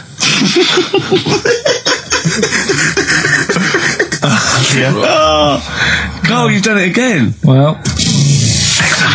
So we get onto conversations. Talking about, he's asking me stuff about evolution. Tell me that. Why did the giraffe? What's that rubbish about the giraffe getting a long neck? I said, well, it didn't try and get a long neck. It was selected because, Anyway, I went into evolution for him, and he said, but why would evolution do that? I went, well, you think that evolution didn't do anything? There's not this consciousness. There's not this will that a giraffe has to stretch its neck to reach the leaves.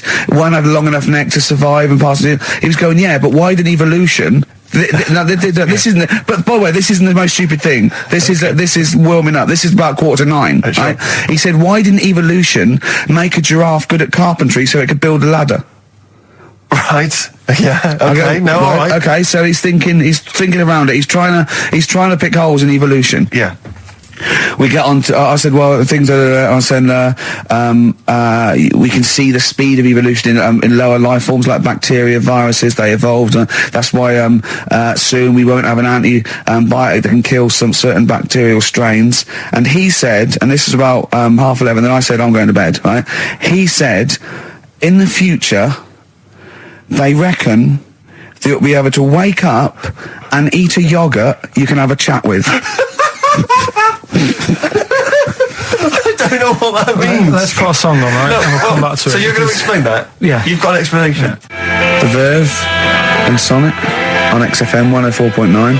I'm Ricky Gervais, with me Steve Merchant and Karl Pilkington. So let's just get this right. What did Carl say? He's just specifically giving those words again. He said, they reckon, and I said, I'm going to bed. He went, no, really? I said, no, I'm going to bed, Carl. There's no point now, because it's just like you're talking gobbledygook. You know what I mean? I might as well talk to a pot plant. Yeah. He said, in the future, they reckon, I don't know who they are. Sure. I don't know, people who post things on the internet that he reads. I think the Telegraph. Anyway, complete the sentence. They reckon that in the future you'll be able to wake up. I love it. There's a little scenario, an embellishment, like this little. Oh, hello, darling. It's your yogurt. Hello. You'll be able to wake up and eat a yogurt you can have a chat with. All right. Well, thanks for that, Rick. I'm looking at you. I'm going to throw that over to Carl. Right. It's when I was away on holiday, right? I don't normally buy the Telegraph because it's too big and that, innit? So, but they were giving it away for free on the plane, so I thought, ding dong, might as well have it. Mm-hmm. And I saw a couple of things in it. I thought that would be interesting. I saw this thing about the future, and it was talking about evolution and what have you, right, which I always find weird, because I always think that maybe we've sort of done it wrong anyway. Do you know what I mean? I sometimes think by definition, evolution can't get things wrong. Things change, that it's not successful, it can't pass on its genetic material, but if you're around, it's working. If you're around, it's working. Slugs are as evolved as they need to be. Slugs are as evolved as you and me. That's true enough. Yeah. No disrespect, but it works. It works. Sorry, anyway, what's your point, Carl? No, I mean, I think we probably would have been better off staying as a fish. Just because there's more water than land, isn't there? Right. And you wouldn't drown. This is why I went to bed. No, I'm thinking of dozing off now. Yeah. No, but do you know what I mean? From what was it? It was bacteria, it was fish, mermaid, man, onwards and what have you. So anyway. God! God! There are a few knowledge gaps in your theory of evolution. You generally got it right though. So I mean, basically, yeah, it went bacteria, fish, mermaid man. What's next is the big question. So it was telling you all about this and what have you, and saying how like we shouldn't have interfered because maybe if we wouldn't have invented planes and what have you, maybe we'd be able to fly and what have you if we really needed to and stuff like that. Okay. So we've interfered with evolution, you see. Right. Well, then it was saying, well, what's the future got? Well, yes, in one way we have interfered with evolution. Yeah, the evolution of the human being in society is changing. It's no longer based on the strongest or the fittest because medical science can keep us alive long enough. People can pass on their genetic material where without this civilization they wouldn't have been able to. So yeah, there are different parameters, there are different pressures, there are different things that say whether we're going to pass on our genetic material or not. Okay, so in that sense you're right. And that, Rick, as far as I'm aware, has led to a yogurt that you can eat and have a conversation with. So this is what it was saying. It was just saying, you know, we're living in mad times and that. You know, there's a lot of weird stuff going on. One of which is... And the fellow was just saying, you know, with computers and stuff like that, the way it is, we'll be able to wake up, Go on. have a chat with your yogurt and have something to eat. What do you mean, have a chat with your yogurt? Because of the amount of, I mean, you have them yogurts already, those friendly yogurts. Those bacteria-friendly ones, so this is just a really friendly one. Yeah, they don't... Oh, God! I'm like bears! Do you know what, sometimes, Carl, I think that we're having a chat with a yogurt. Do you know what I mean? There can't be any difference. Yeah, but then I'm always reminded that would be more entertaining. That would be more informative. Is this something that happened to a friend of yours, or is this... No, I read about it. You read about it, okay. There's this little lad, right? Okay. First of all, it's years ago, right? When they didn't have decent doctors in like every town and that. Yeah. And this little kid is dead ill, right? Yeah. And the local doctor. Well, there's a phone call involved, so I don't really get the impression that it's like medieval times. Yeah. Yeah. But I didn't say that. I just said it's years ago. So this kid's ill, right? Yeah. And he's lying in the bed and. He's all going funny colour and that. Yeah. And his mum says, I'm going to get the local doctor around. The local doctor comes round and he says, I don't know what's up with him. He said, leave it with me. Leave it with me? He said, the doctor said that? I'll have he said, I'll phone up a top doctor. Okay. Who was in America or something like that. And so he goes to the phone in his office and he calls America, and because it's years ago the phone line isn't that good, it's all crackly and that, right? Mm. So he's talking to the doctor and he's saying, I've got this kid, he's a funny colour and you know, he's really weak and that. I don't know what's he's not giving him much to go on. Right? Sure. So the American doctor, right? Yeah. He goes, yeah, what you want to do? And it's all breaking up, right? Yeah. He goes, what you got to do? You got to it's all breaking up. You've got to give him some parrot's blood, right? Some parrot's blood? Well, that's what he thought he said, but the line was really bad. Yeah. He meant parent's blood, but he heard that he said parrot's blood. He said, right, I'll do that. Leave it with me. I can see where this is going. He goes to a pet shop. Yeah. He says, give us like half a dozen parrots. Sure. Takes them round to the kid's house. Takes the blood from the parrots, puts it into the kid. Kid's fine. The kid's fine. It worked. Such a load of shite in my life. I've never heard such twaddle, such just made up, enhanced, exaggerated bollock in my life. A load of old rubbish. I mean, when he told me this, he said, the doctor said, what do I do? And the doctor on the other end said, give him some blood. And the doctor went, where do I get blood from? So hang on, wait, I just need to where do I get blood from? Give him some parents' blood. Give him some parents' blood. Give him some parents' blood. Yeah. But hang on, I just need to know where you read this. Carl. Where was this? Where did I stitched you up. You know what he said? He said, so do you believe it? I went, tell it to Steve. He went, do you believe it? I went, tell it to Steve. Carl. Where did you read it? That was on the internet. What? Where is it on the internet? All right, XFM 104.9, Ricky Gervais, Steve Merchant, Karl Pilkington, not here. It's the best of. You've been voting in all week, sending your emails, So here's the clips that you wanted. And just remembered recently, actually, I was on a train coming back from hometown Bristol, and I was on the train, and this girl walks on, good-looking girl. I thought, hey, a largely empty carriage. I'm thinking, my luck's in, because I take every opportunity, Carl. That's the thing about me, I don't choose. She was a good-looking girl. She sat down. I thought she sat down right near me. I thought, brilliant. As this guy comes up behind her, and says, I think it's probably a boyfriend or something. Sits down next to her, and I listened in on the conversation, obviously, because I'm pretending to read. It was very clever. I read the same page for hours. So I was pretending to listen. I was listening but pretending to read, and I realised that it's not her boyfriend or anything, it's just some guy she's met on the platform. And I'm thinking, brilliant, if she's the kind of girl who's just going to start talking to someone, on a platform, on a train, brilliant, I'm going to be in here. Because he was only going one stop. So I'm thinking, what's the worst that can happen? He'll nick off, I'll get chatting to her, and who knows, I could join the... is there a train equivalent? Foot High Club. The Foot High Club, brilliant. And so I'm excited, I'm listening in. And it turns out that they're both kind of graduates who've just finished university, or they're coming to their finals or something. And they're chatting away, and he's making a couple of witticisms, and she's kind of tittering at his jokes. I'm thinking, well, I'll tell you this, if she's laughing at this kind of material, I am going to blow her away, with my kind of anecdotes and wry observations, It was weak stuff, I got to be honest. Really? He was coming out with nothing. He was running on empty, as far as I'm concerned. Yeah. And she was loving it. So I'm thinking, brilliant, I'm going to be right in here. And then they get moving on to higher brow things, and I think she was going to study kind of Marxism or something like that, or communism, something. And she was asking him, by way of conversation, she was asking him what he knew about Marxism, And he was fumbling for his vague knowledge of it that he had in his life. And I'm just sat there thinking, come on, love, in any given capitalist environment, the proletariat will revolt against their oppression by the bourgeoisie, and after a brief period of socialist rule, emerge as a classist society governed by community cooperation. Well, if that sort of talk wouldn't get a woman hot, I don't know what you'd use if then. Marx and Engels is not going to get a woman sweaty down below, then nothing is. Then my name is You're not just Steve biding Hodgson. your time. Exactly. I'm just going to go in for the kill any minute. Yeah. So anyway, it comes to his stop. Right, he gets up. I'm thinking this is a piece of cake, and he gets off, and off he goes. He walks off, and I'm thinking brilliant. And I thought, I'll wait. I'll wait till the train's pulled away. I'm not going to leap in straight away. No. And he comes back along the carriage, and I'm thinking, hang on a minute. He goes, listen, do you mind if I give you my email address? Oh. Right, and if you want to get in touch, email me. I'm thinking, come on, you loser, get off now. Save your face, please, before it's too embarrassing. She accepts the email address because she obviously doesn't want to hurt his feelings, whatever. I'm thinking, fair enough. She's a good woman. I'm liking her. I'm loving her. I'm thinking that's my kind of girl. So anyway, he gets off. I'm sat there, the train pulls away. I'm thinking, I'll wait a few minutes, I'll just, give it some time. Her phone rings. It's her friend on the phone. And she starts saying, and I was listening in, and she was going, just met a guy on the train. I'm thinking, that's true enough. She goes, he was a good-looking guy. I thought, you're having a laugh, love. To be honest.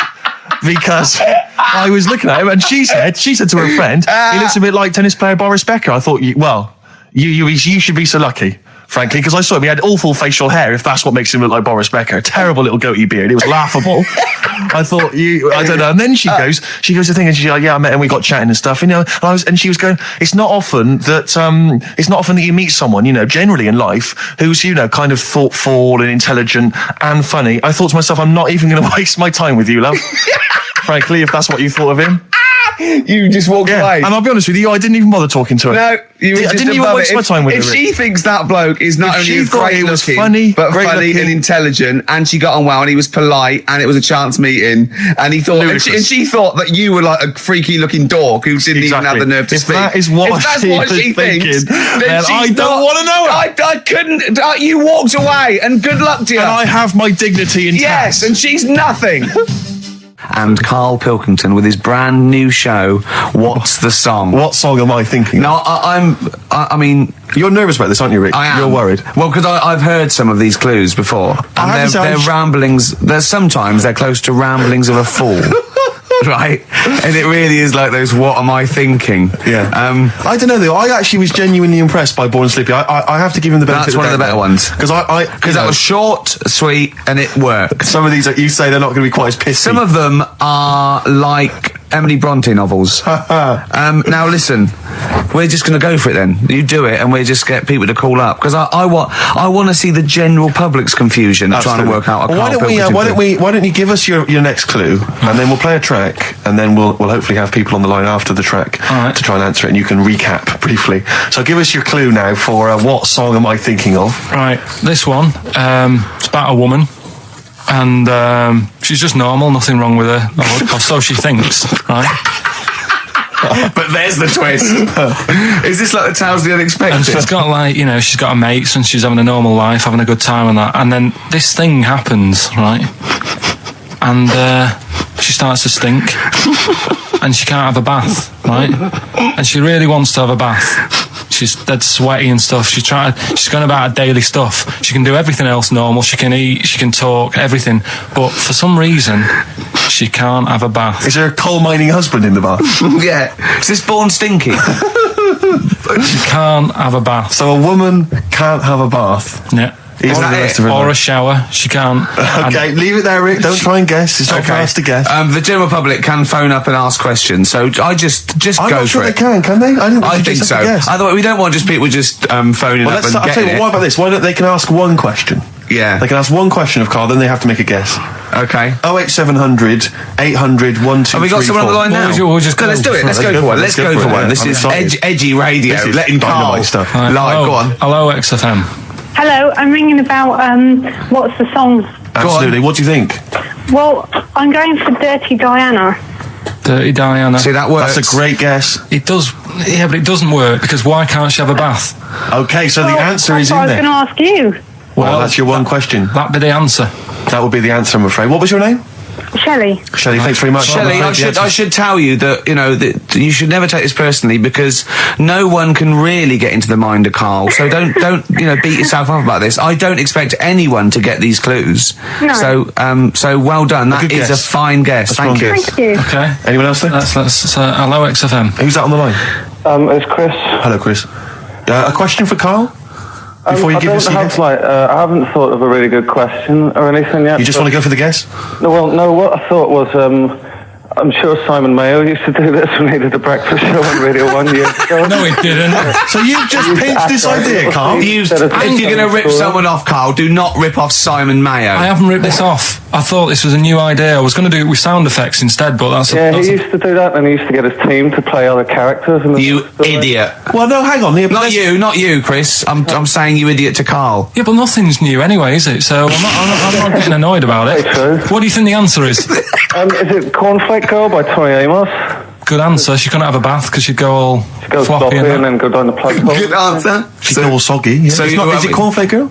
No, it's not, but that's a great answer. It could have been. All right. Okay. You're already seeing the error of this, aren't you? I think this is great radio. I'm really hooked on this. I'm genuinely excited now. This is really like that. Those so-called lateral thinkers. A man got into a field and dies. Why? Yeah. He ran out of air. No, not the one I'm thinking he was of. Shot. Well, no, yeah, that was a good answer. Well, couldn't Simon Mayo sue you or something for doing it? Will you stop? Don't mention that. Yeah. Listen, I think if you're going to steal ideas from someone, it should be a brain box like Mayo.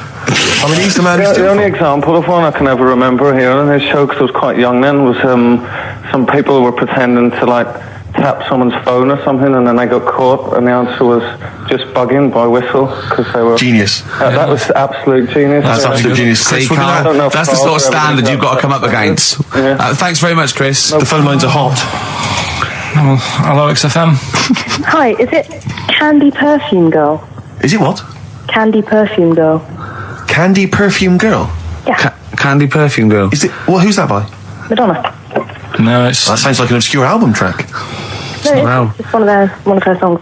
Just think about it. She stinks and everything. She's a normal life. I didn't say she was a sweet or anything. But for some reason she can't have a bath or a shower. Is this a big song? Just to give him a clue. It's a bigger song than Candy Sweet Girl.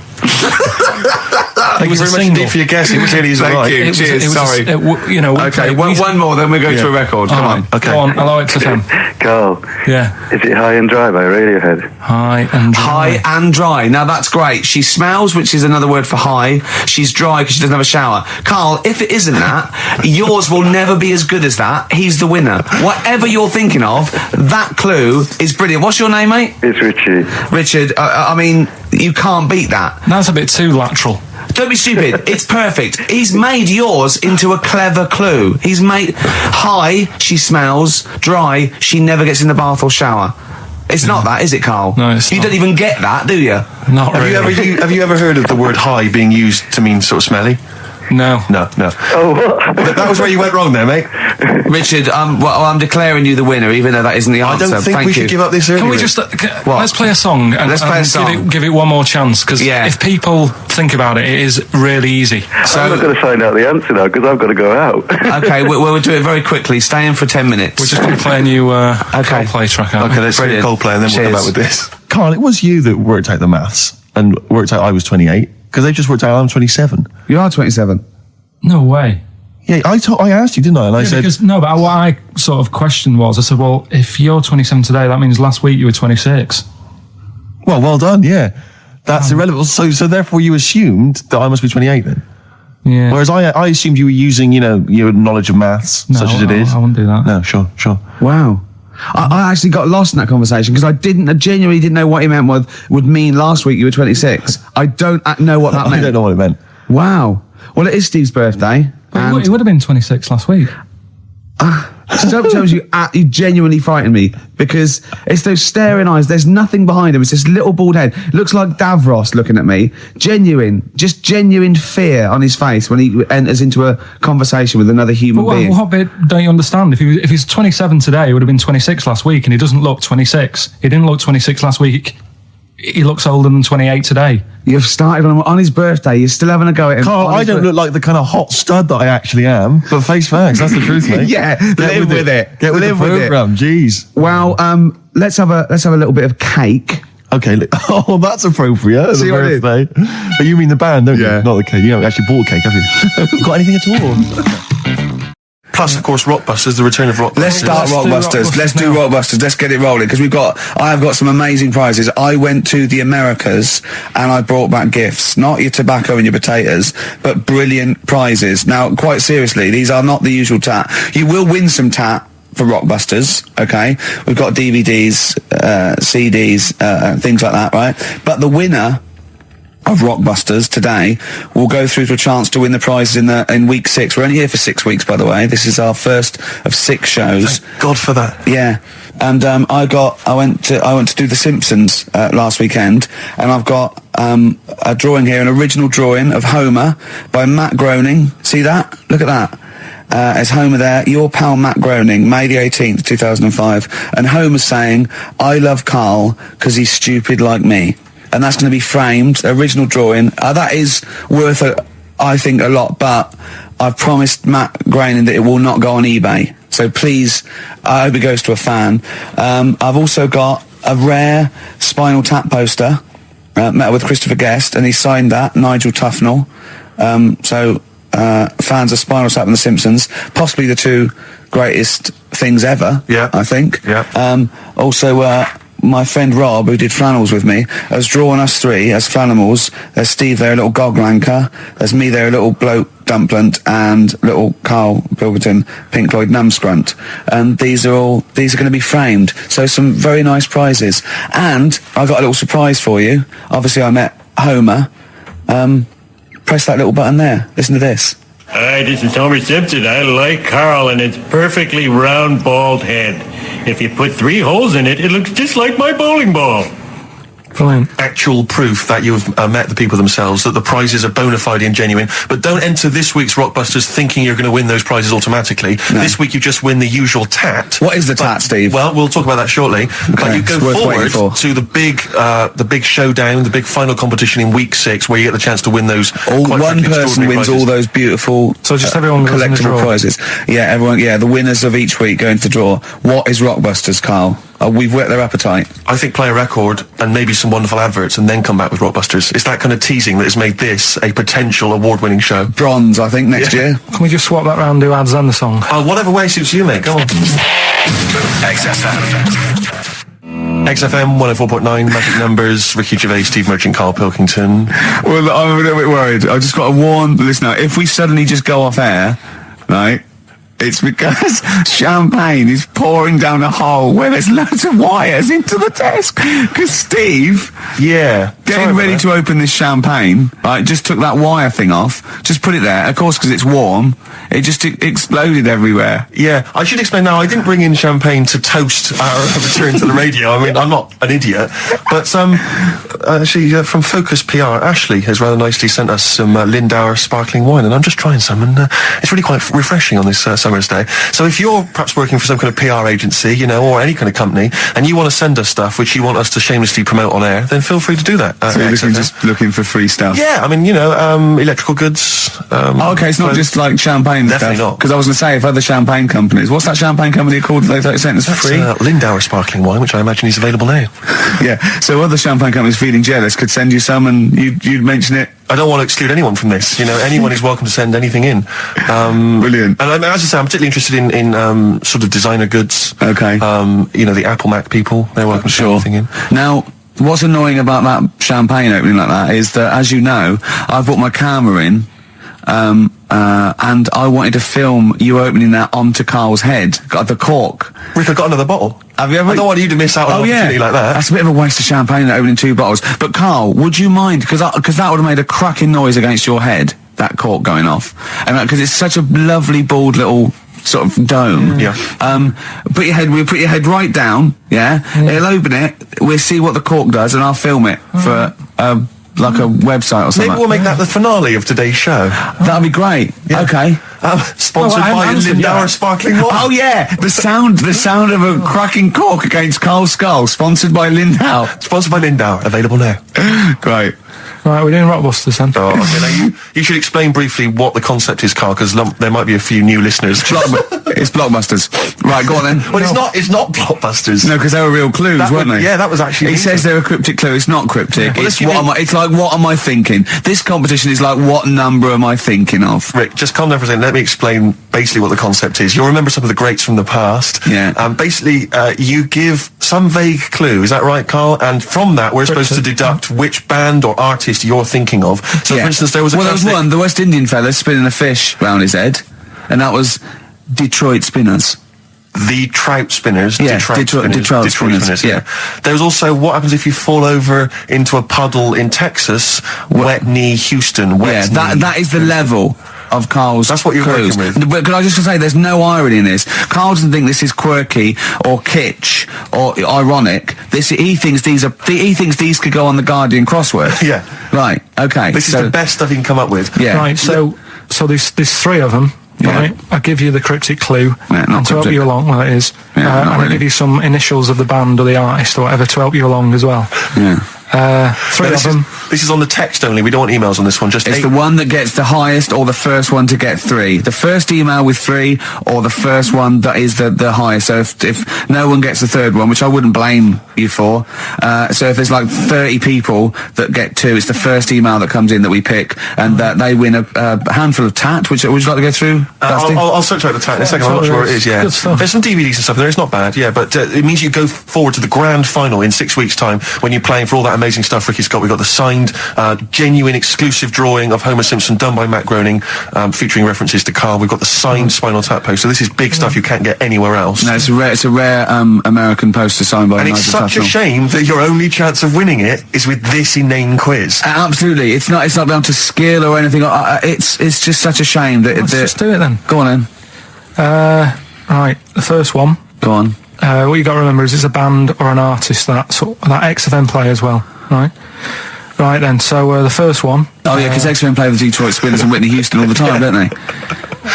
All right, these 3. Okay. Away, but these are XFM bands. Okay. Yeah. Right. If you got like a ball. Oh Jesus. I know. You don't think about the cryptic clue is that every syllable counts. He says it different every time he says it. There'll be something different. Look, go on then. Right. So if you get a bulb, right? What? A bulb. A bulb. What's a bulb? What's a bulb? Like I like bulb. I like bulb. Oh, I like bulb. So you get a bulb. You get a bulb. Yeah. Go on. He's gone. Right, go on. So you get a bulb. Right. Oh, yeah, a bulb. Yeah. Have you got something in your throat? What are you doing? You need a gobstopper. What are you doing? You'll play a song then. No, come on. Get the clue out, for goodness sake. So the cryptic clue is, so if you get a bulb, Right? So That's the beginning. Okay, great. right. If you get a saw, then right. If you get a bulb, like, go on. And you look after it, right? You look after that bulb. And you teach it stuff. And all Jesus that. Christ. What you doing there? Do you know what I mean? This is extraordinary. This is extraordinary. Amazing. Imagine that written down in the He's had Telegraph. 18 months to get this right. Imagine it. That's not a clue. That's an essay. I don't know what it is. It's a I conversation don't know with if he means a yourself. light bulb, a bulb like you plant in the garden. What kind of bulb does he mean? Yeah. It doesn't really matter. Oh, okay. You get a bulb. Well, remember that. It doesn't matter. Okay. Okay. It doesn't matter. It does, but I can't say too much. Right, so listen, let me just do it again. You get a bulb, right? When it's young, you look after that bulb, you teach it stuff, and what have you. What have you done there? What's gone on? Brilliant. And what are the initials of the band? R, right? R for rabbit, right? So what's the band there? Second one, Jesus. people have a problem doing this when they get home from like a night out drinking. Right? What's the problem they've got? Right? The initial there, K. What's the band? Right? People get in from having a night out, they'll have a problem doing this. What is it? What's the problem? Okay. And clue number 3? I had a vision of that Chinese flu. Right? That's C. I had a vision of that Chinese flu. You had a vision of that Chinese flu. Yeah, and that's the the letter band C. C. Right? So 3 bands there. 3 cryptic clues. Not really. Text in 83 XFM. Just send the 3 band names. That'll do on it. Can they do a website as well? If they want, they can email in. Well, tell them what it is. Yeah, ricky.gervais@xfm.co.uk. Just send it in there. Give them again quickly then, Carl. Right then, so get a bulb when it's young and that. Look Brilliant, after it. different, Look totally after different. It, teach it stuff. Yeah. And all that. Okay. What's the band? Right. Yeah. Second one. People have a problem doing this when they get home late at night. You know, they've been out drinking and that. They get home. What problem are they going to have? K is the initial. Third one. I had a vision of that Chinese flu. What do I mean? Brilliant. C's the initial. Play a record. I mean, that's abomination. Right, good. Oh, Anyway, so- the answers. Give us the. Go on, give us the clue. I haven't got an Give us idea. the Go on, give me the clue then again. Right. Well, do you want to say who the winner is or? No, let's hear the answers first. First clue was if you get a bulb when it's young, you look after it and that, you teach it stuff. Yeah. What's going on there? Go on. The initial was R. Yeah. Right. That was razor light. All right. Raise a light. You raise a light. Razor Yeah. light. Okay. Kind of works. Yeah, it Second didn't matter one. what sort of bulb it was then. It was very Sure. specific. Sorry, mate. Go on. People have a problem doing this when they get home from a night out drinking. Yeah. What's the problem they're having? They have a problem getting the key in. That keen. That's the That's awful. word. That doesn't count. Words. Keen. And they got it right. It's keen. It's keen. It's They got one it to awful. The last Awful. I had a vision of that Chinese flu. Yeah. The initial there was C. That was Caesars. Caesars. They managed to get that as well. Who's I love the fact that even he knows they managed to get that as well. Did anyone get all 3?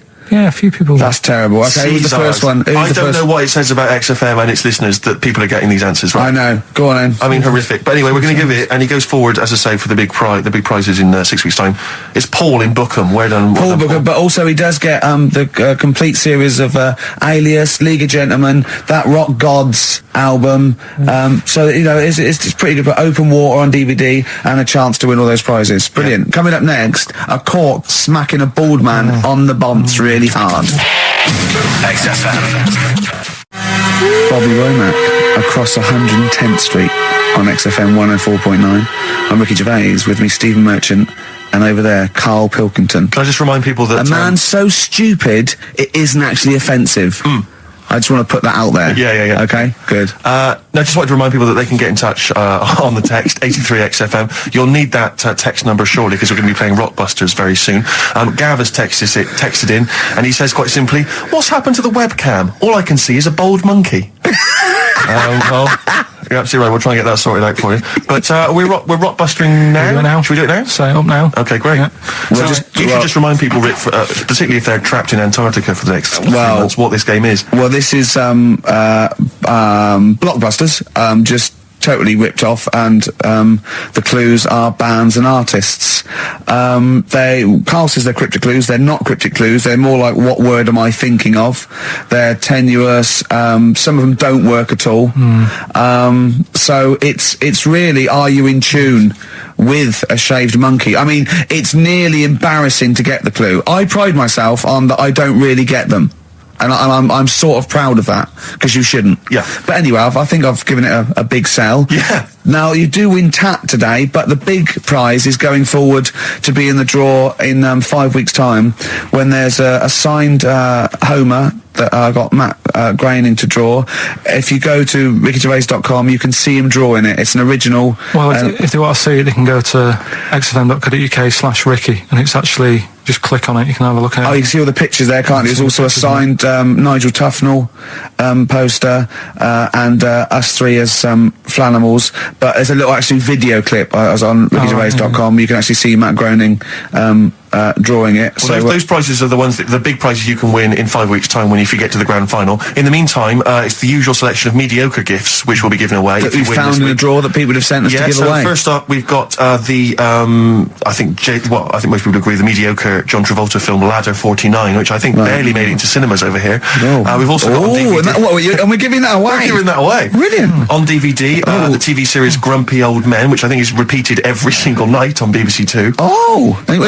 And that's free as well, is it? Yeah, that's free. Okay. We've got the complete third series of Alias. Great gift, only if you've seen the previous 2 seasons. So, is that the one I'm in? I don't know, possibly. French and Saunders at the Movies, a collection of all their hilarious movie spoofs. Again, on television, I think, every Friday. And the TV series Operation Good Guys. Fine series, but you could see that on UK Gold most nights. So, once again, an excellent selection. But if you win all those and take them straight down to Record and Tape Exchange, you will be able to get 2 albums that you actually like. That's exactly right. So, people send us them so they can sort of get bigged up on the radio, so that's done. We don't need to worry about that. Angry. So, anyway then, three clues. Well, hang on, let's play the jingle. No, I haven't got one. You not got a jingle for Rockbusters? No. Well, do one quickly now. Okay. Rockbusters. Brilliant. All right, so we got 3 of them. Cryptic clue and the initials. The band. It could be a band or an artist. We've done all that, haven't we? Yeah. All right, first one. The fella let his wife know how he got the bruise on his leg. Right? Give us that again. The fella let his wife know how he got the bruise on the leg. He got a little bruise. Yeah, it's all. Imagine that in the Times crossword. You read it again, it's slightly different. Every time I look back at this crossword, it's slightly different. All the words change. It can't be cryptic. The initials there, CL. Right, CL. Fella got a bruise on his leg. He let his wife know how he got it. What's going on? Right, second one. All the muttering. And what's the next cryptic clue? Second one. That Potter lad had a lot of bottle doing all that stuff with the wizards and that. Right? He had a lot of bottle playing with the wizards and that. What's all that about? Right? Who says what's all that about? TB there, band or artist, the initials TB, that Potter lad, he's got a lot of bottle doing all that stuff with the wizards. And the third one, the Buddhists won't be able to get in their temple without these. What do they need, right? The Buddhists won't be able to get in their temple without these. The initials TM. 83936 is the text number. We don't want to receive emails from this because we can't be bothered, so just a quick text. Make sure you include all 3 answers. We're not interested unless you've only got, you need to get all 3. Yeah. But the winner may only get 2, but it's the first one with the most right answers. Yeah. And if that wins all those DVDs. Alias is a box set, to be fair. That's a pretty good prize, that one. You could probably get two CDs when you take that down to Record Tape Exchange. And you don't need to see the first 2 seasons because you won't know what's happening anyway. Oh, okay, fine. I'm excited to think that there's some people now in Antarctica just scrabbling around to get a pen, just trying to figure them out. They'll probably stew on that for the next 2 months. XFM. Thunder Road by Bruce Springsteen, possibly the greatest rock song of all time. I don't know. Big words. Big words indeed, but I echo them. Well, we're running out of time. We've got to get on with the show. It's near the end. I hope you enjoyed it. The scientists stuck in a big, hut in the middle of nowhere in pitch darkness, 10 of them. I imagine they've been fascinated, Rick, by the finger up the arse discussion. We had Chinese don't age well, gingers, all that. The big fat kid. Well, actually, they're probably securing the knowledge that if they want to kill some time and it's dark, there's nothing better than stick your finger up someone else's ass. Exactly. So enjoy that. But they've been hanging on for Rockbusters clues, I imagine.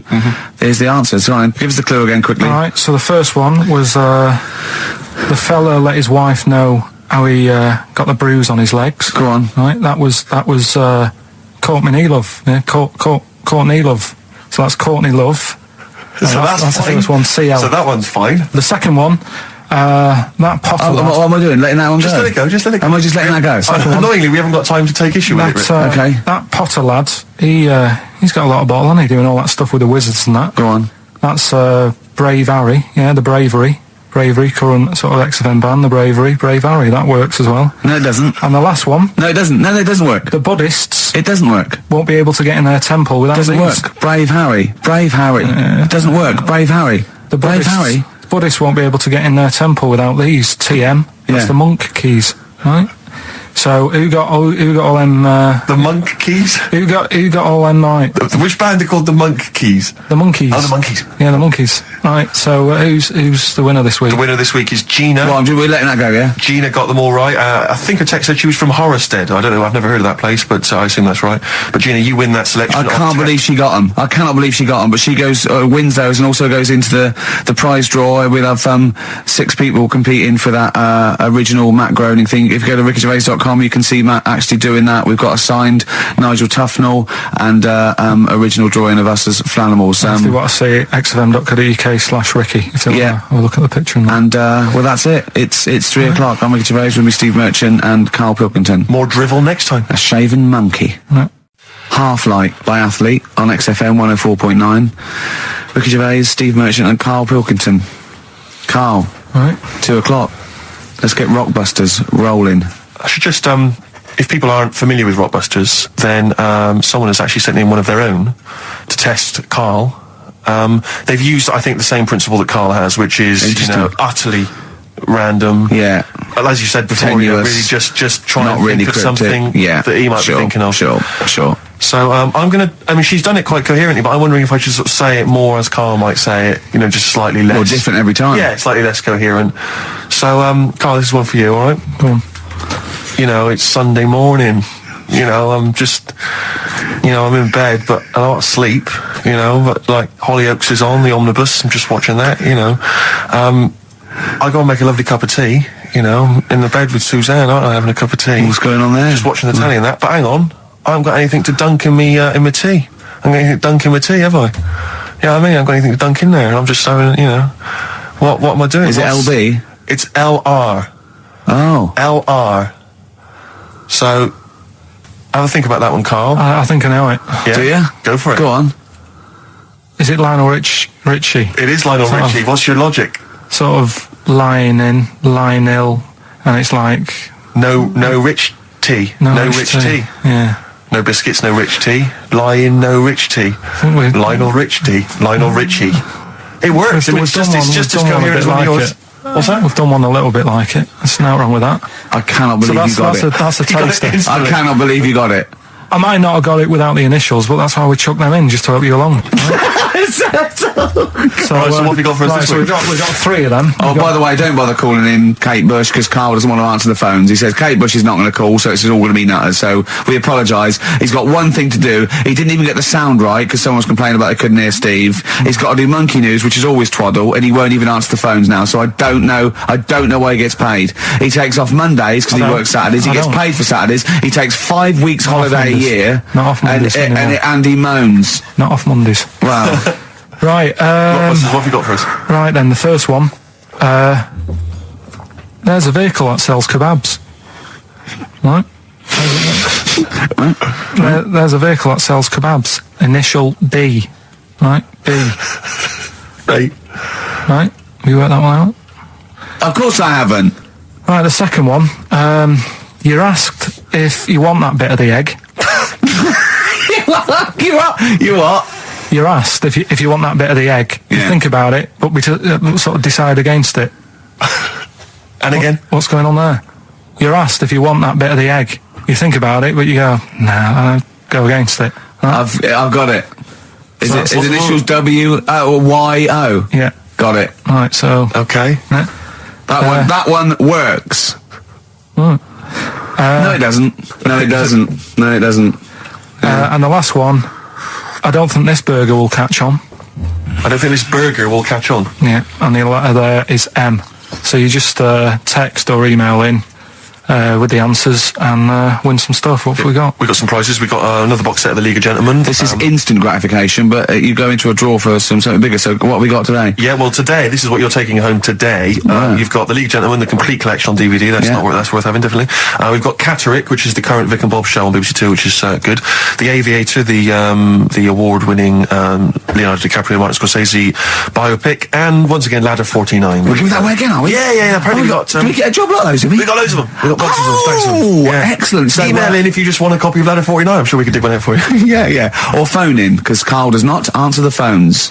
Right. And remember, the winner goes forward into the chance to win the big prizes, the signed Homer drawing, the signed Nigel Tufnell poster. And you go to rickygervais.com and see Matt Groening actually drawing that to verify it. Bet Lloyd Cole won't. Never anyone has it? Has it?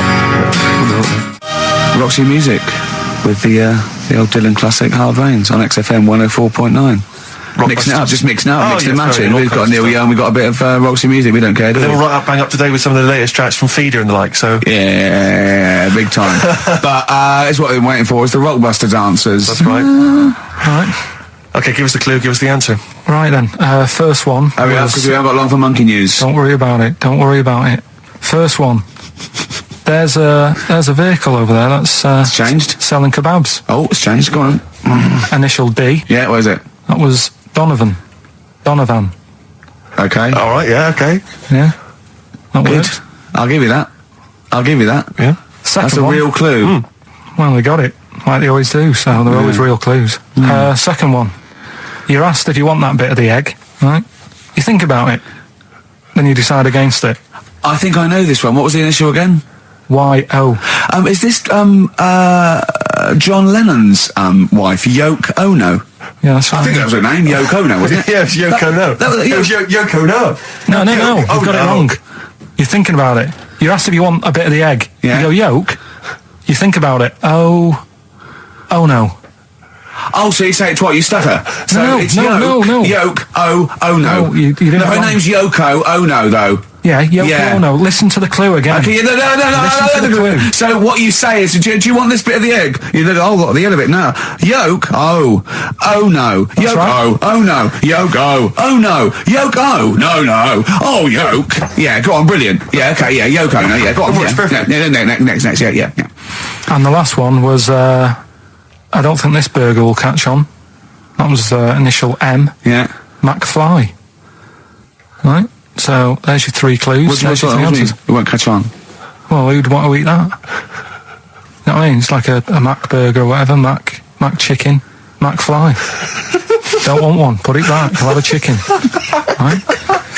So who's got the three then? Well done to Ian Shillham from Mansfield, who's got all those answers right amazingly. And he wins all those great prizes, including Ladder 49, starring Joaquin Phoenix and John Travolta, which I don't think anyone's ever seen. There's 49 of them. So. And he wins that, but he also goes forward, as you say, to the big draw, which will come up at the end of our little to run. win the signed Homer saying I like Carl because he's stupid like me, and you can see Matt Groening drawing that. To know it's real on rickygervais.com, and you can win that and a signed Nigel Tufnell poster. Brilliant. XFM. We've got some rubbish to give away now, haven't we? We have indeed, yeah. If only we hadn't opened that, we could have thrown that in the mix. I But, know, no, it's too good to give away. it's time for Rockbusters, the quiz that no one looks forward to. And we've got, as usual, the bunch of CDs, DVDs, I should say, which... Just tell me we have got another copy of Ladder 49. Ladder 49's right here. That's Brilliant. in the mix, yeah. How many did they send you? Joaquin Phoenix, John Travolta, Ladder 49, the movie that no one's seen. Yeah, I've never met anyone who's seen it. but it's owned by every single XFM listener. Exactly. Also in the mix, as I said before, we've got Priscilla, Queen of the Desert, which, if you haven't seen that on telly, be very surprised. French and Saunders at the movie, the best of all the French and Saunders movie spoofs, which is, I think, on TV every single night. Yeah. It's a very gay giveaway so far, It's a very isn't it? good. Well, this got will- lads this of will- 49, the people in uniform. You've got Queen of the Desert and French and Saunders. Well, the gays love them. You know how much a fan of Chevy Chase. You know I love Chevy Chase. Yeah. Well, we've also got here National Lampoon's Christmas Vacation 2, which doesn't feature Chevy Chase. It was so bad, even Chevy wouldn't agree to be in it. So instead, Randy Quaid, who plays Cousin Eddie, it's him. Right. And on the back, I notice it says special appearance by Eric Idle. Brilliant. I mean, let's be honest. If a film's got a special appearance by Eric Idle, I know. it's probably not a classic. Is all Do you I'm reckon saying. they do Always Walk on the... look on the Let's bright hope side so. of life? Anyway, that's just some of the DVDs which you can win. And obviously, the real reason you should enter is because you go forward to this big prize draw, which is in our last show, where you can win some actual quality. A signed Matt Groening drawing, and if you can see him drawing that on rickygervais.com, it is totally genuine. It's just there, him actually drawing it in front of your very eyes. Also, us made us Flanimals, and a signed poster by Nigel Tufnell. Christopher Guest. Sure. So proper good prizes. Yep. Just that this is, I think it should be the last one to get into it. Maybe next week, the 4 that we've got get down to 2 maybe. And then we get them on the line in the last, what do you think? Well, I'll be honest, I wish we'd thought it through. I don't know about you, but I wish we thought this whole Chris thing through. Campling, if he's got any ideas Yeah. to how this show could have run, see, we should have scripted this. What we said, we just said go in a draw, didn't we? Did we? So Yeah, we hadn't thought it through though. but we can't keep swapping and changing. Well, we okay, haven't we can done do what it we yet. want. We can do what we We can do what we want, yeah. Do you know how many BAFTAs we've won? We can do exactly what we want. High five. Well, listen, right, let's get down to business then. Let's get Right, down so to Rockbusters, let's explain briefly what this quiz is for those that have only just started listening to the show.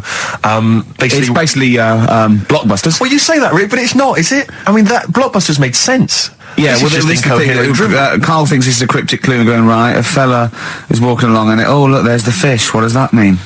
Trout spinners. some of them are hard because they've dug them all some out. are hard because they don't make sense. No, but they've dug them all out because they're going to put them all on the website for people to play along with, and they came to me for the answers, and some of them are pretty tricky. I couldn't answer them. So I love that. Well, anyway, the only man that can outwit himself. Right then. So the first one then, here we go. Why don't you borrow some land off Mr. Boardman or Mr. Laurel or Mr. Fletcher? Alright? Why don't you borrow a little bit of land? Oh, it's changed already. Already changed. Already off changed. Mr. Boardman. Well, no, do it again and do it exactly the same each time. Do it again. Why don't you borrow some land off Mr. Boardman or Mr. Laurel or Mr. Fletcher if you need a bit of it? What's changing? okay, and what are the initials? Right, LS. LS. That's a band or an artist. You know what I'm talking about? Right? Second one. I'm gonna.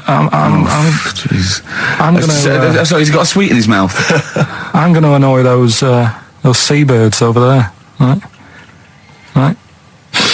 I'm going to annoy those seabirds over there. Well, just those seabirds. It doesn't matter where they are. I'm gonna annoy them seabirds. I don't know what he's talking about anymore, Steve.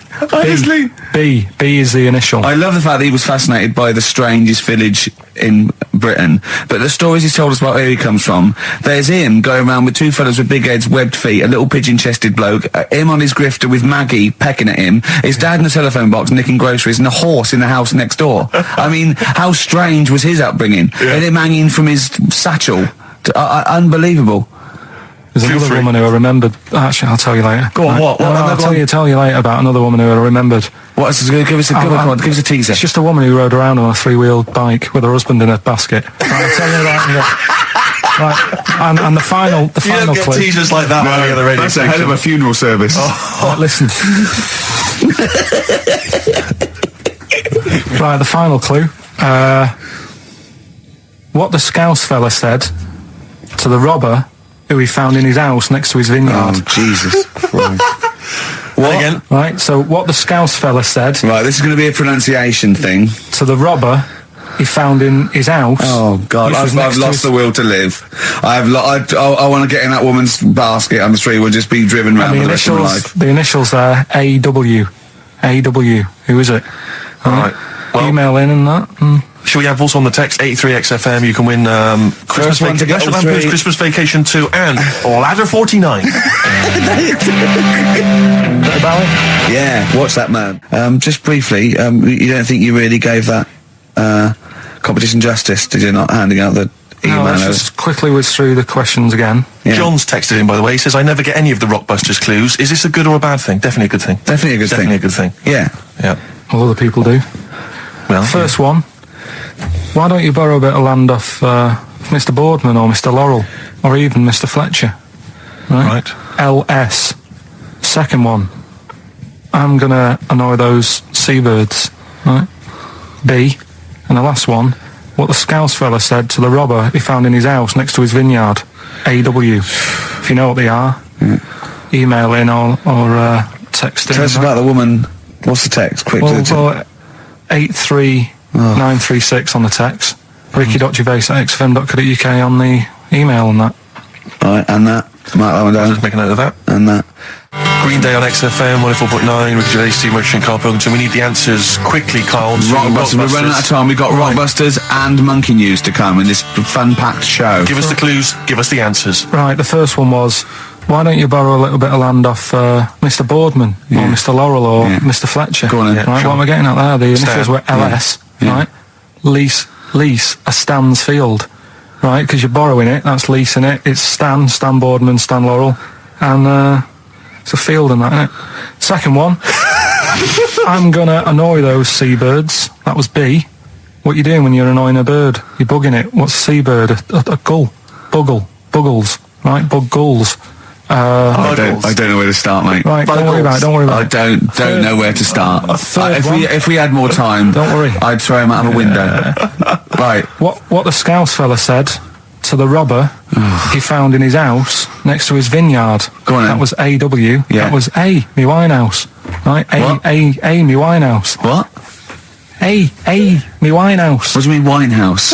It's a vineyard. It's a cottage in a vineyard, so that's like a winehouse. Say it again. What's the clue again? Amy Winehouse. Well, yeah, but what do you mean? Amy.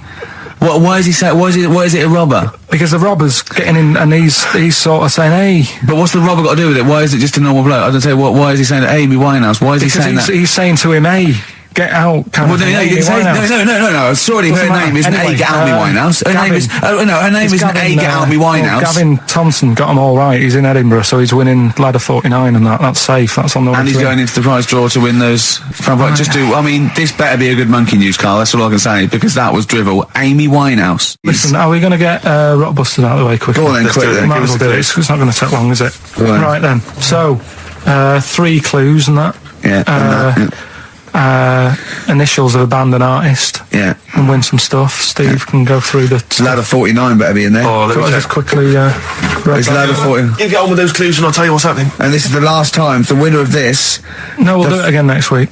Oh, is it? And then there'll be 6 people, and we just draw someone out of a hat to win the signed Homer, the Nigel Tufnell, and the Asses for Animals. Right, you ready But then? they've got great prizes. They've got Alias. They've got Alias, they've got The Aviator, a Batman cartoon series, M. Night Shyamalan's The Village, atrocious film, and Ladder 49, there it is. Brilliant. It's in there. Joaquin Phoenix, John Travolta. Their greatest challenge lies in rescuing one of their own. brilliant. Go on then, Karl. Right, the first one then. When I'm ill, I throw up horse food. When I'm ill, I throw up horse food. How can that work? What's going on there? The initials there. I-H. Right? It's a band or an artist, a singer. Something like that. I-H. They're the initials. The clue. I've got it. When I'm ill, I throw up horse food. Right? I've got it. Right then. Well, don't say anything. Works, doesn't it? No. Second one, that garden tool, it's not yours. What are you doing with it? Right? Yeah. That garden tool you're messing about with there, it's not yours. Yeah. Give it back. Right? What's that? ND.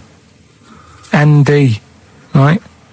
Artist or a band. What's going on there? Right? Third one, that male sheep sounds fed up. Why is he fed up? Right?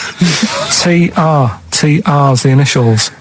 That male sheep sounds fed up. What's going on? If you know the answers to them 3, email in ricky.gervais@xfm.co.uk, or you can text in 83XFM. Right? Great prizes. You can win yourself a copy of Ladder 49. I mean, Thanks, Leave it then. Listen, I didn't realise it's like 7 minutes to, right? well, come on then. Well, let's do Rockbusters on Yeah, it. do Rockbusters. And you got Monkey News. Well, we'll see if we've got time. We got to do Monkey News. Listen though, Justin, if he's out in the office... Oh, look, just quick, do the Right, listen, Rockbusters right. answers then. Have you got a winner? No, I don't even know the answers, do we'll I? pick one. All right, then. The first one. Oh, I just dropped a plastic cup. Great, The first one was, when I'm ill, Yeah. I throw up horse food. Right? Yeah. That's the clue. The initials were IH. I got this one. And that I must say, too. that was I sick haze, because when you're ill, you're sick. What do horses eat? They eat hay. I sick haze. I sick haze is the answer. You got that. Second one, that garden tool. That garden tool you've got, it's not yours. What are you doing with it? Right? ND. That was different. That was what's a garden tool? A rake. Right? If it's not yours, what have you done? You've nicked it. You've nicked Drake. You've nicked that rake. Nick Drake. Nick Rake. Right? So that's ND. You got that? That's fine. No, that's fine. That's fine. The third one, that male sheep sounds well fed up. Go on. What's up with it? That was TR. Yeah. That was that ram. That's a ram. That's a male sheep. It's fed up. It's moaning. Ram moans. Ramones. The Ramones. So they got that as well. Well, let's give it to Jenny McKean from Isle of Wight, because she's got all three of those answers. And Right, straight onto monkey news. It better be better than let's that. play a record. We've got to do monkey news. It's only 5 minutes to go. We've got time for a record and then some monkey Yeah. news, surely. Bit of XTC. We got the Rockbusters, and then we give away. I just saw those. I'll finish the sentence in a minute. I look forward to it. I'm getting excited. I'm getting excited. So we got so much to pack in. I haven't got time to finish all mine. So listen, right? You know the things we're giving away? The signed little Homer, the Nigel Tufnell thing, and the Flanimals, right? It looks brilliant. They've done a brilliant job, the people here at XFM. So take back all you were saying about them, Carl. And also, we should say as well, you've still got a chance to win that, because if you get today's Rockbusters, you go straight into the hat for the big draw, so you've still got a chance to win all those top prizes. Play a record. Bit of monkeys. Yeah. Have we got Ladder 49 today? Rick, there's a number of cracking DVDs as ever on Rockbusters. We've got The Life Aquatic with Bill Murray. We've got Howard and Kumar Get the Munchies, hilarious stoner comedy, and Batman the Animated Series, and Ladder 49. There it is. Joaquin Phoenix, John Travolta. If you've ever seen Ladder 49, then you can give us a quick text review on 83XFM. I'd be interested to know if it's actually worth watching. We're giving away one a week for the last 6 weeks. Yeah. Well, we better do them then. Let's do Rockbusters for the last time. You can win those amazing prizes. All right. As always, just a little cryptic clue, some initials of a band or an artist. Work it out, email in or text in, that's it, isn't it? Mm-hmm. Right, the first one. Richard's kid cuts hair for a living. Right? Richard's kid cuts hair for a living. Right? Initials ED. Right? BD. Richard's kid cuts hair for a living. Second one. I have a problem saying the French word for well. Right? I think that's the right word anyway. I have a problem saying the French word for well. So what's that? That initial there is K.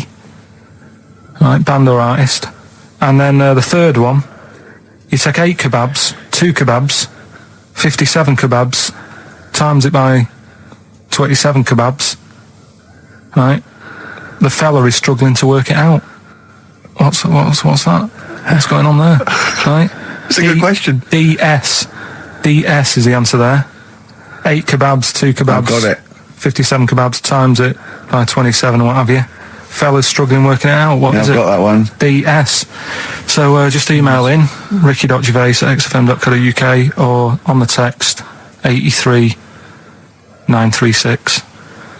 Yeah, and you can win Ladder 49 and those other DVDs. Plus, you go into the draw, which we'll do before we leave, and you can win the signed by Matt Groening, personally drawn Homer Simpson. We've got the Spinal Tap poster signed by Christopher Guest, and also the original artwork of us as Flanimals. But they've all been framed. They've done a brilliant job. It really is a nice prize. I mean, almost too good to give away. A little bit annoying. Is it too late to take that back? Well, I was thinking we could sneak in a copy. Yeah. Just a very bad photocopy, so it goes grey, and you know, they're all originals. So get texting. Right. XFM. Well, how's it going with Rockbusters? Anyone got the answers? Actually, one guy has texted in, James in Deptford. He's offered some answers, and he says here, the guy that hated us, famously, of course, we should have remembered, Dickie Anderson. Dickie Anderson. Richard Anderson, of course. I don't know if Dickie's still listening. If he is, obviously email in ricky.gervais@xfm.co.uk and tell us what you've been doing, how you've been keeping busy and stuff. Yeah. Nice to hear from him. Chris Campling hasn't called, has he, either? Yeah, The one that thinks that not only is this whole show scripted, imagine that, right? But that Carl is a character created by us. Yeah. He's actually an actor. Oh, if only we Look could at take credit that. for A that. shaved monkey we got. I still have that other girl in my head by Elvis Costello and Burt Bacharach on this final XFM show. Ricky Gervais, Steve Merchant, Karl Pilkington. Well, we nearly got to wrap it up. I think we've got to do the Rockbusters winner and give someone those lovely prizes. Monkey news, then we're out of here. We'll maybe come back, maybe do some Christmas specials. I don't want to make any promises. Right then, first one. First one was Richard's kids. He cuts hair for a living. Yeah, what's that? That was, well, try and work it out. No, there's no point. Dick's son, yeah, he was a barber. Barbara Dixon, right? Doesn't work. Dixon, well, again, Barbara Dixon. Right, Her name wasn't Barbara Dixon, was it? So that's that one. Did Ronnie Corbett ever say, ladies and gentlemen, Miss Barbara Dixon? The second No, one. he never did, did he? He never did. I have a problem saying the French word for well. What's the French word for well? Bon, isn't it? That's good. What? No, that's good though. Bell? Well, no, what? Isn't it bien? Yeah. Yeah, all right. I have a problem saying it, so I can't say it. I can't say bien. I can't say bien. Can't say Kasabian. Right? So they managed to work that one out. Can't That's say, one of your worst, that. Can't say bien. Can't say bien. Can't say bien, it's not. No. And the last Doesn't one. work. That's terrible. 8 kebabs, 2 kebabs, plus 57 kebabs, times 27 kebabs. This fella is struggling working it out. What's the answer there? DS. Right?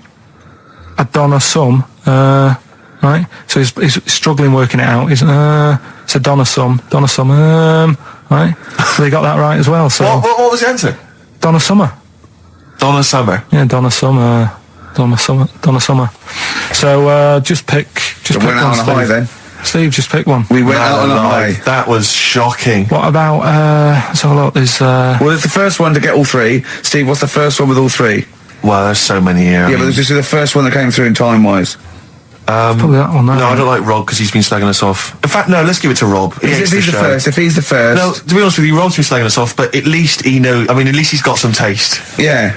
You know? Yeah, well, what, if he was the first, then Rob's the winner. Well, give Rob. He gets a Ladder 49 and a bunch of other DVDs, but that means he goes straight into the you're hat putting him for in the there big now. draw. I'm just going to write his name now. I'm going to throw that straight in the hat. I can imagine that no one, even the people who've entered, are that excited. Not because the prizes aren't great, but I'm worried that they don't appreciate it, Rick. Do you know, I get the feeling that our listeners, they just don't appreciate the fact that we've gone to all this trouble. We've got the Homer Simpson drawing and things like that. I just feel like these people don't deserve it. Do you know what? It's weird. I just wish we had a better quality of listener. Like, people who listen to Radio 2, they deserve it. You know, they're elderly and infirm, some of them. It would really cheer them up. But our lot, you know, drug addicts. Yeah, let me pick you it know, out. truck drivers. So I've just put all the names in the hat, all the previous winners from the previous weeks, and Rob as well. Is this Pilky going to put out? Do you want Pilky or do you want Ricky? Oh, well, let's have the shaved monkey do it. All right. Plunge your hand in there. It's just that's one, isn't it? That's it. Just pull that one out. Check who it is. Right, it's Gavin Thompson in Edinburgh. Well done, Gav. Are we going to get them up there? That's not his problem. You got to post them. You got to pay. They're amazing prizes. Yeah, but the Spinal Tap one, it's about 5 foot, isn't it? Well, they can post it. It'll cost them a few quid. It's a radio station. I think you should have to come and collect it. No, just because then it'll at least it'll prove that Where's he's he interested. from? Edinburgh. Give it to Bob Geldof. I'll give it to Bob Geldof. He's walking up there. He can talk it. XFM. So we should just point out as well, if you miss Rockbusters while we're away. Yeah, right. You can log on to xfm.co.uk/Rockbusters, where you can actually see Karl himself introducing you to an interactive game of Rockbusters. Looks very much like Blockbusters. It does, surprisingly. But yeah, you can join into that. And there's also talking of monkey news. There's a link on the website. I'm trying to think where you go. I think if you go on my little biography bit, someone's done some animation to some old monkey news. Oh, it's brilliant. Which is all right. Yeah. So if you're having withdrawal symptoms of monkey news, then you can find some classic And it's monkey news on animated. there. Classic monkey I feel news. drained today. Do you? Go on. This is the strangest radio show in the world. Yeah. Isn't it? Yeah. Because when we can do that, we can talk about this and go, oh, I feel drained today. Just like he's not Like, no one's listening. Because that's the sort of thing you say socially and no one listens. Like, just when you're washing up, oh, I feel drained today. It's rhetorical. You're not expecting anyone, not even your loved ones, to go, oh, really? They just go, oh, that. But to do it live on air, no one's listening. What I mean is just give us a jingle. But Exactly. But the truth is, the contempt we have for our poor listeners is unbelievable. The listeners aren't listening, and we don't want to be here. So this really is one of the most pointless things ever. No, would have been quite happy to do a full show. But you know what? The flow of it's just. I would love to listen to this back in 10 years. This actual show. Let's keep this forever. Let's keep this show forever. The show, we went early. We were bored. It was a day we're trying to save Africa, but we're a little bit annoyed that no one's listening.